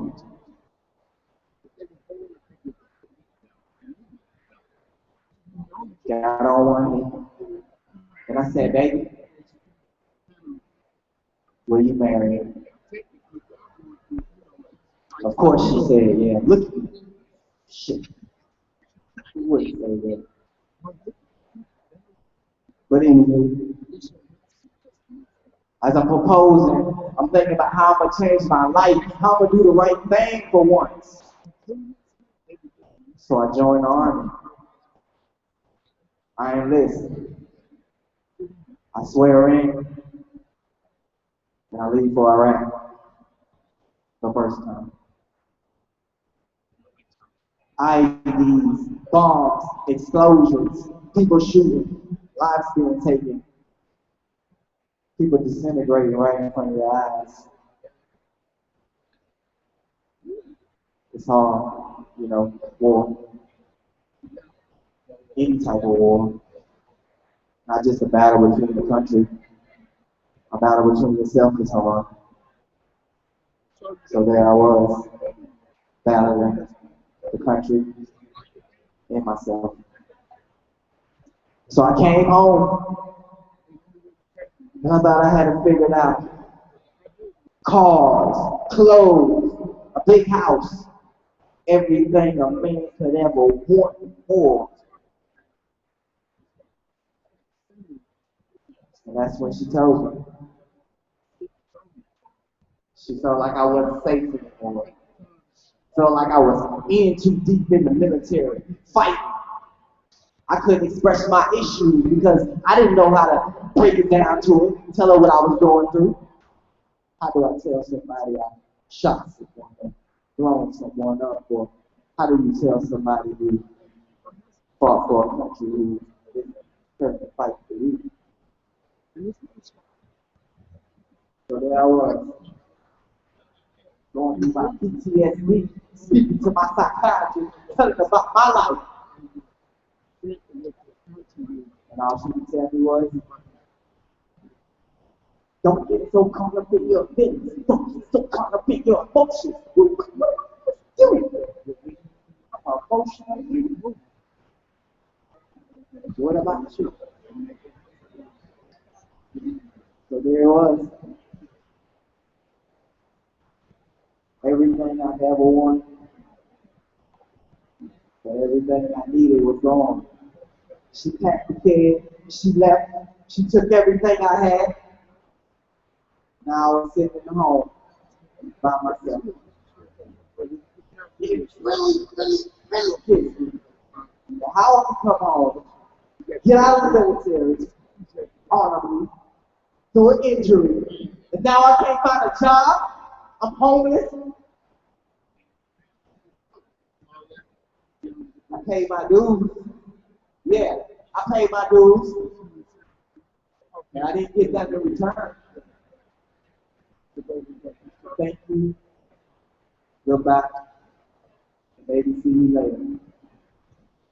But I worked so hard. I want to hit a home run like a baseball player. Hit a game shot like everything was on it. I couldn't lose what wasn't mine. Nor can I take what was stolen. If I told you that off, would you call me controlling the baby I'm rolling because they got me like Tina. I tell you how I feel. This year I changed my whole demeanor. I want to hit a home run like a baseball player. Hit a game shot like everything was on it. I couldn't lose what wasn't mine. Nor can I take what's stolen. If you are frozen, I'm thought by the choices I've chosen. And time's on my side that I'm holding.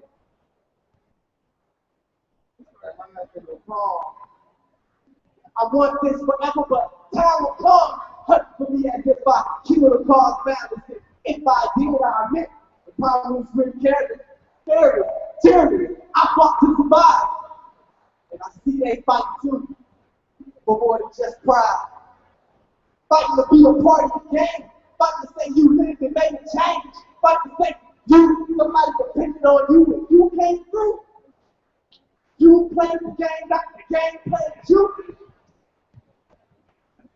I want to hit a home run like a baseball player. Hit a game shot like anything was on it. I couldn't lose what wasn't mine. Nor can I take what was stolen. I'm done.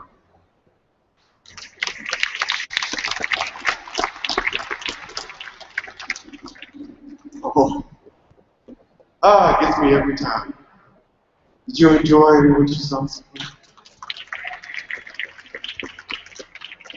I'm gonna need a little bit more energy than that. Did you enjoy what you saw so far? Again, this is Speechless and Musical. We're opening this fall. The way we're gonna close this out is the way it's how we love each other, which is the music. We're gonna sing How Did We Get Here? We're gonna come out. And as we're going into this song, I want you to think about what you heard. Most importantly, think about what you feel. Are the things that we said, did they start a feeling? Did it start a thought? How do I get an understanding? How do I get a better grip for the people that I'm sharing my life with? Though we may not be connected directly, we're always connected. In order for us to heal some of the pain that we see, there are people outside right now.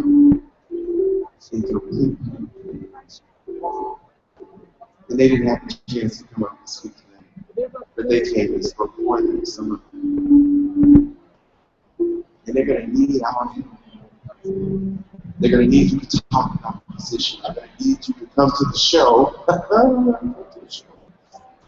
we're going to need you to get involved. We're going to need you to listen more, take more heed to the people that you're sharing this life with. You never know, simply talking is how I got to know these characters, and it changed my life. You never know if you just sit and talk to someone and hear their story and change yours. Okay. So I'm going to leave them on the song. We may bring you in, you don't know. But we're just going to have some fun with this one. This is one of my favorite songs from the show. I'm going to bring up my friend Rob next and help sing. Give Rob right here. So we're going to sing a little bit of this song and then we'll be out of here. We good?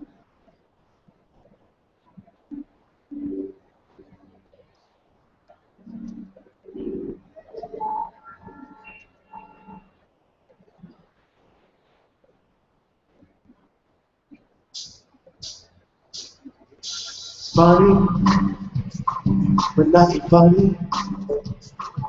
We see what life is like on the other side. And nothing is the people who once loved that don't even know your name. How did we get here? How did we get here? I'm so all alone. How did we get here? How did we get here? I'm so far from home. How did we get here? How did we get here? Where did we go wrong? I wrote this for Tina. One day I looked up and my life seemed over.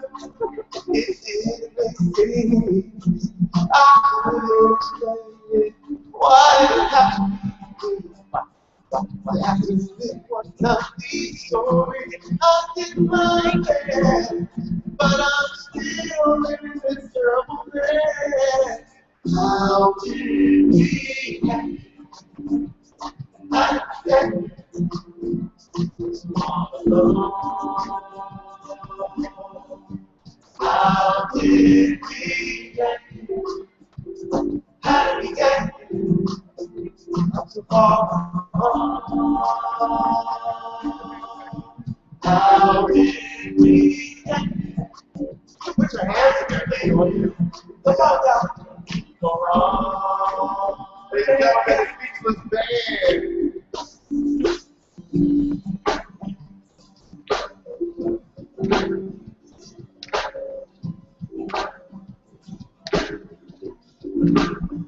How I got. Tell me where we came from. Tell me how I got. Tell me where we came from. Tell me where we came from. Everybody been on the road?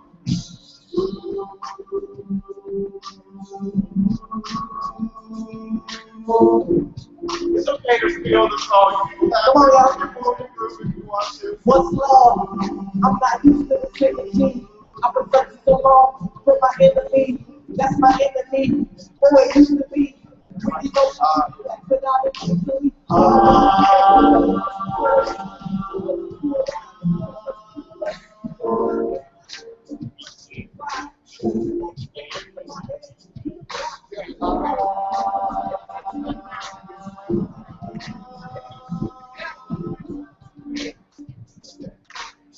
This part you say, I want to go home. Enjoy this on this part if you want to.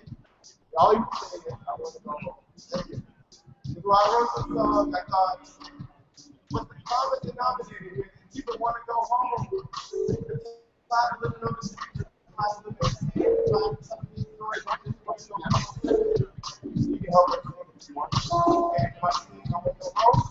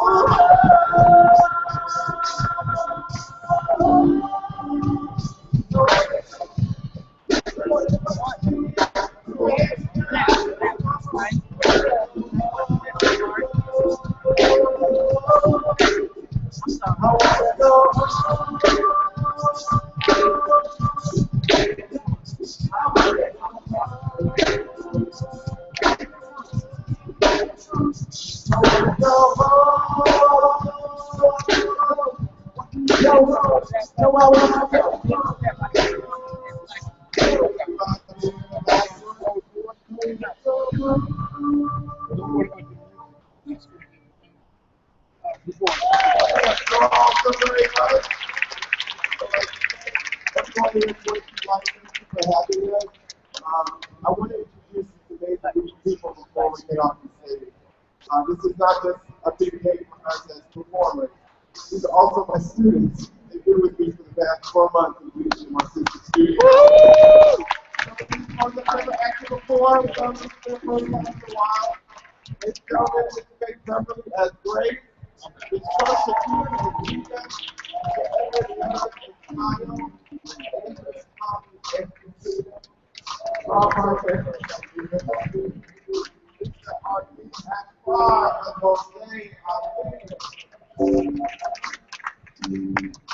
Mr. Eric Young and his friend, Kathleen, all the way here from Los Angeles, California. That's the thing that I saw there. It's the one in short on the TV. Super Dave on Oregon. It's the next place to I need that immediately. As soon as you can give it to me, I'm going to need like ASAP.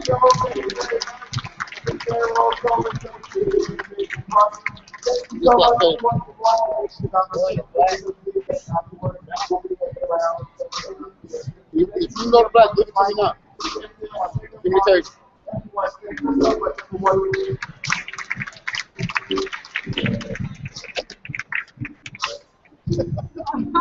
you doing?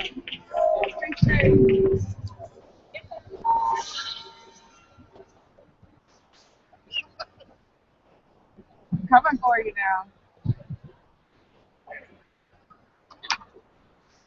Hello? Thank you all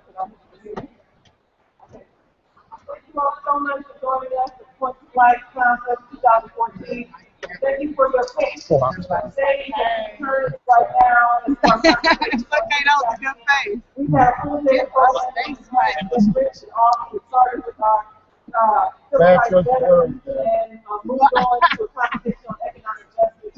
We've also heard from luminaries of life and prophecy and seen a preview of full musical performance that's coming up on Speechless, called Speechless on Homelessness, but we've seen leave the stage now. But we're actually also going to welcome to the stage the conversation on human trafficking.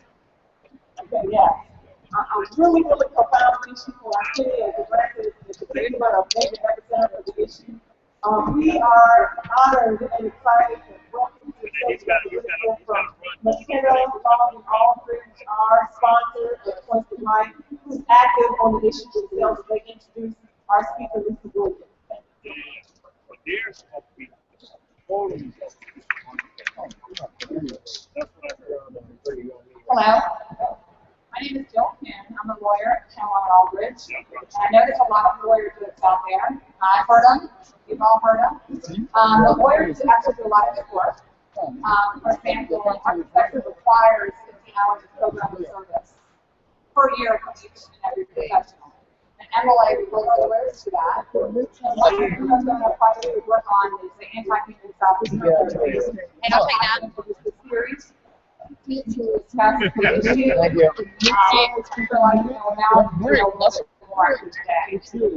That's what it's called. Yeah. Great hard drive. We've done Great hard drive. for over 9 That's what they years call now. it. It's called Legal Matters Yeah. and we support the support colleges. No, it's not. Human trafficking is one of our farms. And on the legal perspective, some of the things we do are part of the Georgia Asylum and Immigration Network, and it is a nonprofit based in Atlanta that assists immigrants The jump drive. Don't drive. Yeah. I would have yelled. Become a part of our society, get away from their Yeah, text me. In 2012, our farm was named Okay, all right. I'll text you back. We were very happy to receive that. Thank you. We also provided seed money for the Polaris project for its own access site for lawyers domestically to be trained to learn how to help survivors of human trafficking. Last year in December, we hosted the National Center for Civil and Human Rights. Along with them, we hosted an event at our farm, which inspired 100 civic, community, corporate leaders to discuss the issue. And we also provide a salary for lawyers who spend 100% of their time fighting human trafficking. Our Burns Foundation has raised probably over $3 million. We spent $3 million over the past 3 or 4 years. And a large portion of that is helped to fight human trafficking and illegal crimes. Not about Laura, I'm a leader in the fight against human trafficking, Lisa Williams, who's the founder of Living Water for Girls and the Living Water Resource Center. Lisa's passion and mission for Living Waters is to rescue, restore, and rehabilitate young women and girl survivors of violence, street life, sex trafficking. Lisa herself, along with 108 volunteers and her small staff, have single-handedly raised $1.5 million to fight human trafficking. Her mission is, I think a lot of you are going to find, is a valid and an important mission. The FBI recognizes Lisa and her foundation as one of the most comprehensive rehabilitative programs for child victims of sex trafficking across the country. This comes from the FBI, who deals with this day in and day out. They know what I'm talking about. Lisa herself has won numerous awards. She's a frequent speaker. She's also a former commissioned U.S. military officer and the author of a book called Beautiful Layers: Stories from Those Who Survived Elective Prostitution and Child Sexual Exploitation. So let me introduce Lisa, and thank you for being here.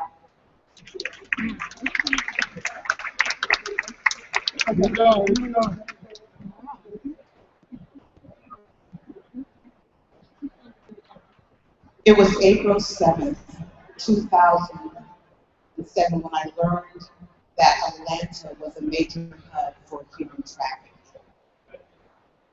I was sitting on my farm that particular day, and I was reading the article in the AJC that said that a 10-year-old girl was being charged with the act of prostitution here in our city.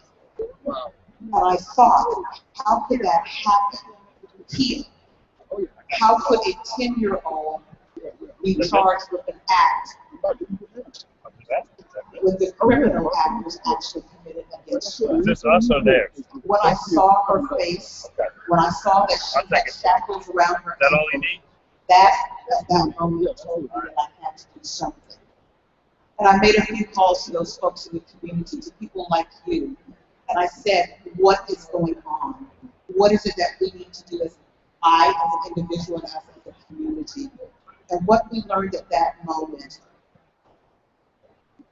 at that particular moment, that there were many more girls like her.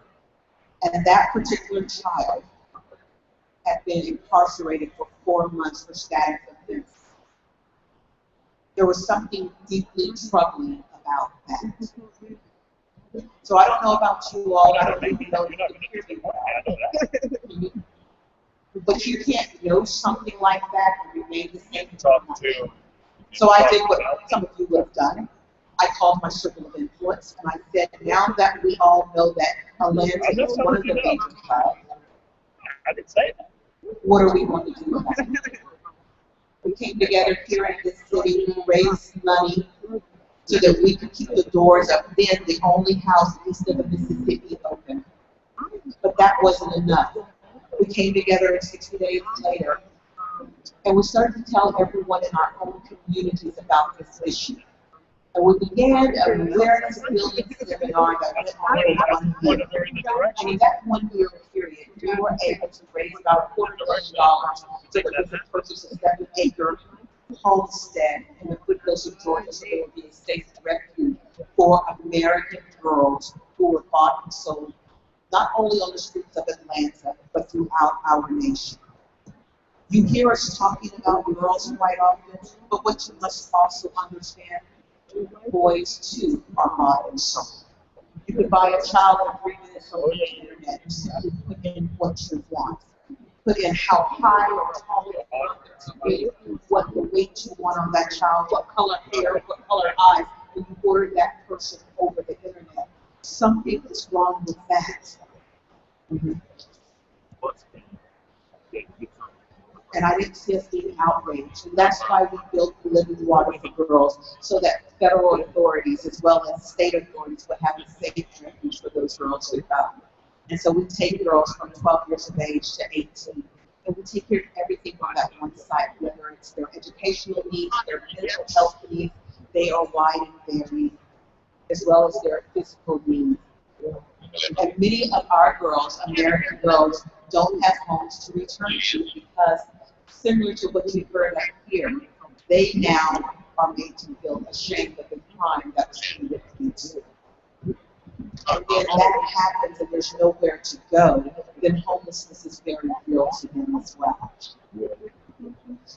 Long story short, but you can't make this story short. Rescuing girls and boys is not enough. You must do more. And so what we learned from that period of 7 years in the rescue arena was that if we didn't give them something more, like opportunity and access, they would be homeless. They then would turn to strip clubs on their own. Because after all, you want to be able to feed yourself, to quench your thirst, and to have somewhere to live, correct? Correct? And if you don't have a job to pay for that, then you will resort to things that will bring money to you very quickly.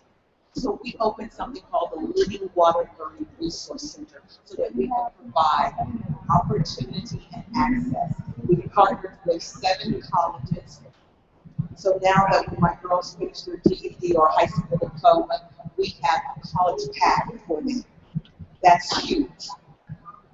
Secondly, we have a program that's a Vision Tech program, because at the end of the day, if you can't support yourself again with a living wage, then you will find yourself being lured back into a dark past. And that living wage from a Vision technician position starts off at $33,000 with medical and dental and health benefits. That's huge, because it's not that they would be like cast and just fall out of speechless. And those are the things that we are doing because we must prevent this. Yes, we And so the work that we do as a community really hinges on how you get involved with us or other organizations. Atlantic is known as one of the leaders in this fight. We have all the advocacy agencies here. We have faith organizations leading the charge, and we have people on the streets and attorneys who are saying, let us help you fight this. We are so very thankful for the partnerships, for all of the key farms and partnerships. My time is over, but I just want you to know what is going on here in Atlanta. That in Atlanta, we aren't doing this.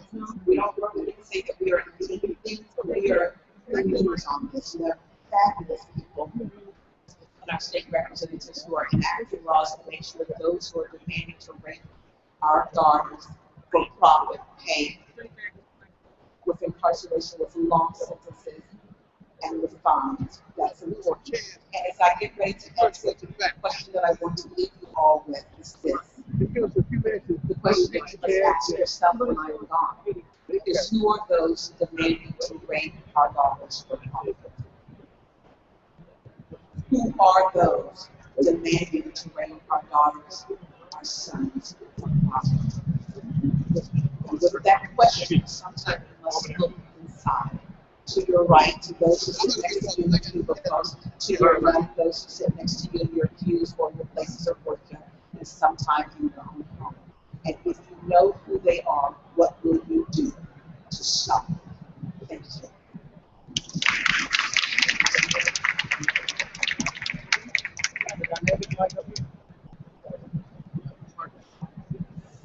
As we set up for our Google chat with activists on this issue across the country, we're going to take just one moment to set up for a dance by T-Leg Dance. And while we set up, we're going to need your cooperation. Because the dancer is going to perform on the green today, we're going to relocate the first 2 rows of the floor. And we ask that you can just cooperate with us for a moment to make that happen. Thank you so much. And as we do so, we're also going to show a short video about the New Freedom Project, which is my work on the same issue.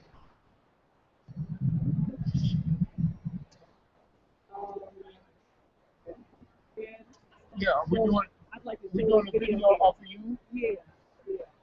Okay, hold on, let me make sure you got it. I got that audio in here, but before audio. I need to do that anyway.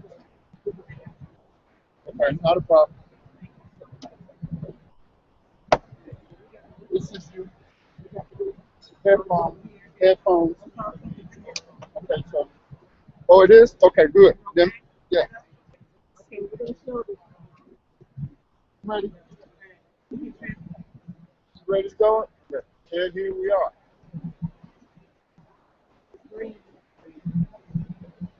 Oh,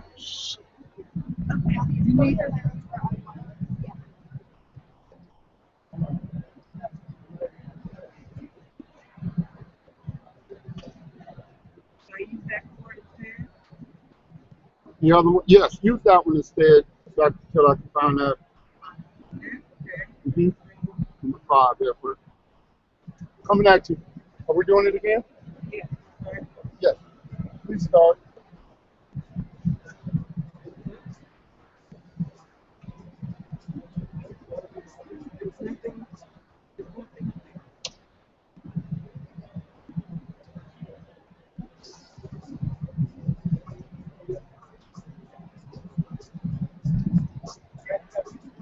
All right, hold on for a second.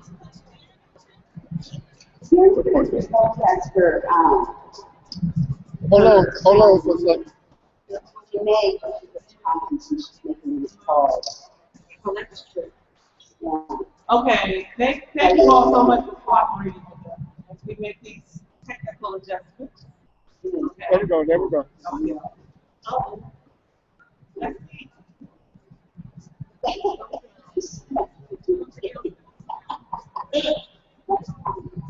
How to think? No. That's you, right? The Google Hangout. She's in the chat. There's no way I can turn them off.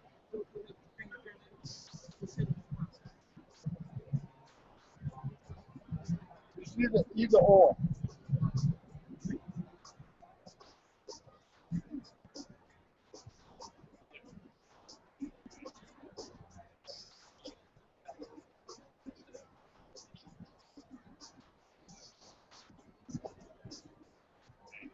And when did she say we were going to start at 12:50? Yeah. And then she said they were running 20 minutes time.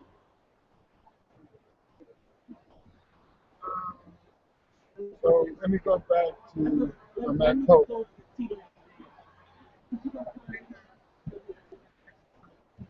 Okay, so I need to bring up the same.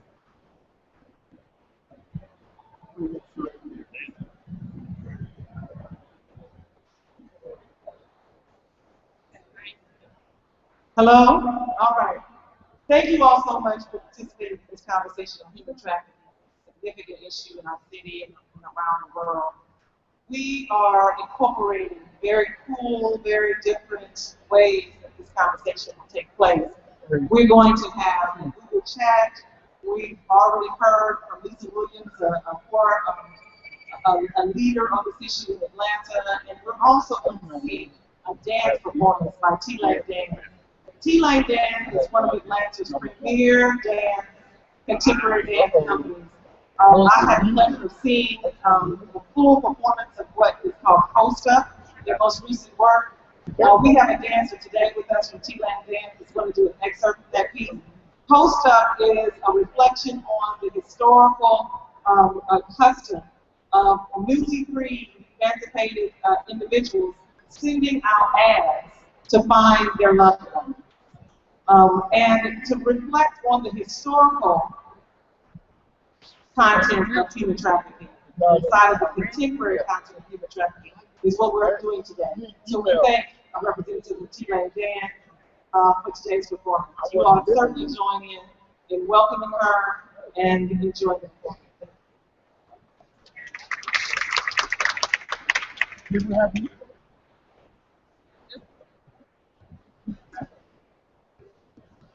I'm always help. I got that music. Music. You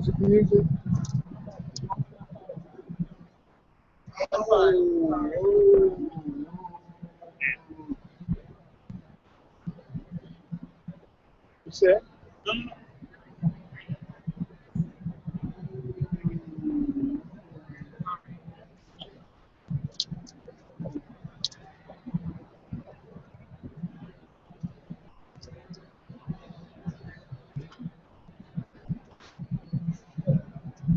Granddaddy, you want to bring this up? You want to bring that? What music on this jump drive?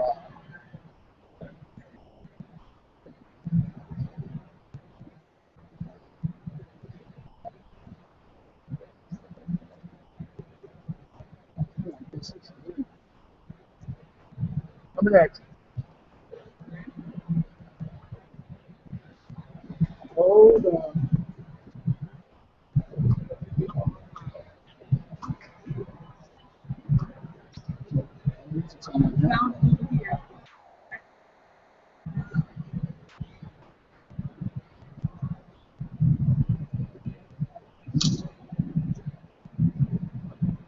Yes, right.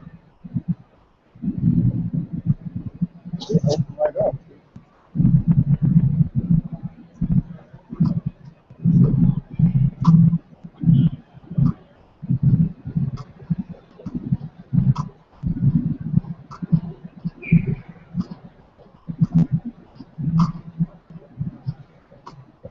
Okay. Coming at you. Thank you.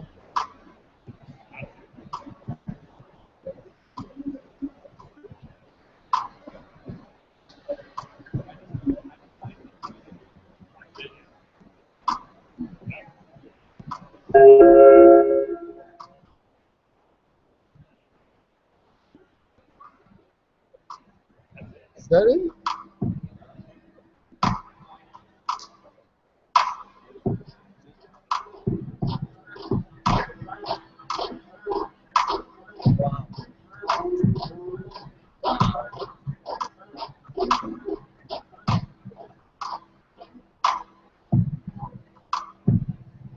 Pretty different. Almost sound like.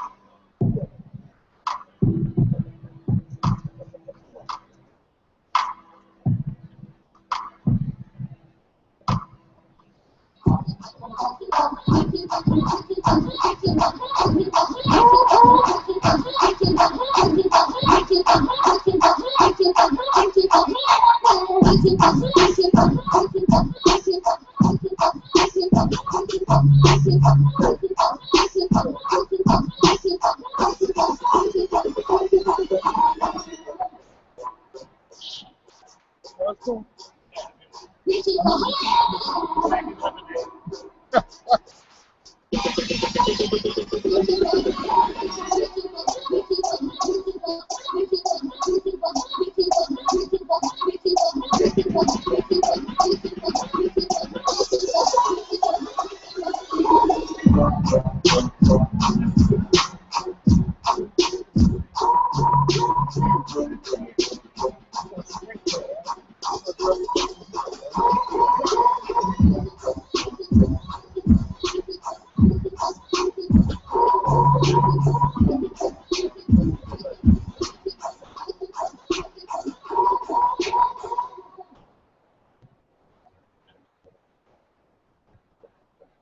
So I need to get back here and start going through my cables again. I'm going to be in the middle of your table. Okay, I'm about to shut it down. Are you? I'll wait for you. Okay. I'm going to wait till after her. Yeah.